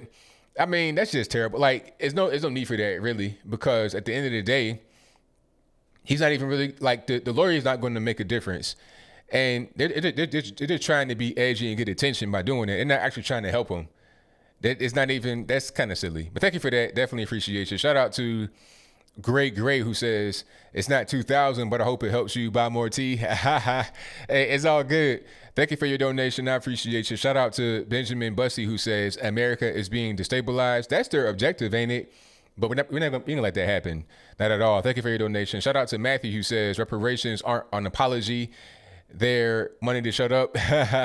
See, that's what you think, but what the receivers are going to think is something different. They're going to say it's an apology. You can say it's something different, but they don't. See, I know how they think because I've been there. I'm like an undercover type. I have the mind of a guy that was undercover. Now, for me, I was actually in it for real. This was my life. You know what I'm saying? So I know how people are because I was that way. And it's going to be an apology. And when you give it out, they're going to say, okay, that's fine, but that's not good enough and do X, Y, and Z. Now you're going to pretty much be a slave to them. But thank you for your donation, man. Definitely appreciate you. Shout out to Ghost of Recon who says, what do you think about the likelihood that Antifa is infiltrating the protests? Very high. I'm going to like 100%. I've seen circumstantial evidence, but I like your opinions. I mean, they're online posting it. They're online. They have social media. They got websites, social media. They're on Facebook, Twitter, YouTube, everywhere. They're public with it. They're not even trying to hide it. You know, the whole thing about George Soros is also public. So, you know, you can just do Googles and you can find it for sure. Thank you for your donation, though. Definitely appreciate it. Shout out to Great King David who says, take my call after 513. I don't know if I got to you or not. I'm sorry, but the phone lines were off the chain tonight. I'm going to try to get someone more you guys next time if I'm able to. Shout out to Shane who says, Anthony, I want her audio clip. I think she's right. It was a caller earlier that was saying a lot of good things. Thank you for that. Shout out to Carl Taylor who says, long time no see, ABL. Not a lot of talk of social distancing with these riots. No, I'm not attaching Floyd's name on this. Lawlessness does abound. Hey, these pictures are coming out all over the place. Ain't nobody doing social distancing. They pretty much just, like I said, sardines. They're doing whatever. Thank you for that. Definitely appreciate it. Shout out to No Go who says, Google police officer Michael Owens. I'm going to check into that. Thank you. Shout out to Shane who says, rolling the Marines and the rioters won't want to play anymore. Marines can leave protesters alone. Go after rioters only. Shut down the outbound lanes and imprison these outsiders for their crimes. I'm right there with you, man. I think we need to get some terrorist stuff going on. Charge them with that. Hey, you get a woman ticket to Gitmo. Big rocks, little rocks. How about that? Thank you for your donation. Shout out to Michael Rodriguez who says corrupt government officials should be prosecuted. Enough with the PR. Hey, I agree. Thank you for your donation. Most certainly appreciate it. Shout out to Shalonda Tamikia who says, Why are they blaming the president of the United States of America? Wouldn't police brutality naturally happen under Democratic leadership? Democrats are for big government, little people, not the GOP. Exactly. You're going to have more government influence, interference, and that means more police to enforce more government. With like the larger the government gets, the larger the police force gets. That's a natural thing that happens. Okay, big government was Nazi Germany. Papers, please.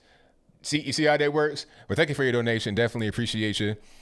Shout out to Bonzel, who says Mr. Floyd was a good man, helped and believed in his community. Riots taint that forever. Human nature will forget his good, but remember the rioting. Americans are outraged. The outrage is the way for progress. Hey, very good. I'm right there with you. Thank you for your donation. Definitely appreciate it. Thank you to Joyce, who says we will live with the outcome of this no matter what. Who will be the bad boys that are come for in the future? Good point. Good question. Shout out to Shane, who says young generation are full of anger because the schools brainwash them. They don't know what they stand for anymore as an American. Forced indoctrination. I agree with you on that, and thank you for that. Shout out to Charles Hunter Jr., who says ABL doesn't seem like any coincidence that the blue states and blue cities are the primary areas of rioting and looting. By the way, I'm glad to hear you got your gift card. Hey, thank you for that. It's no coincidence at all. I am not surprised, not in the least bit. It's unfortunate, but it's kind of predictable. It is what it is. Shout out to Moon Doom, who says, always enjoy your points of view, unbiased and based on fact, not emotion. I feel for George Floyd and his family. These events put a strain on his memory. Keep up the great work, but hey, I agree with you. You know, George Floyd, it was very sad. It was unfortunate. It shouldn't have happened. These riots, not even about him, and they're just really using his name in a very just disrespectful kind of way.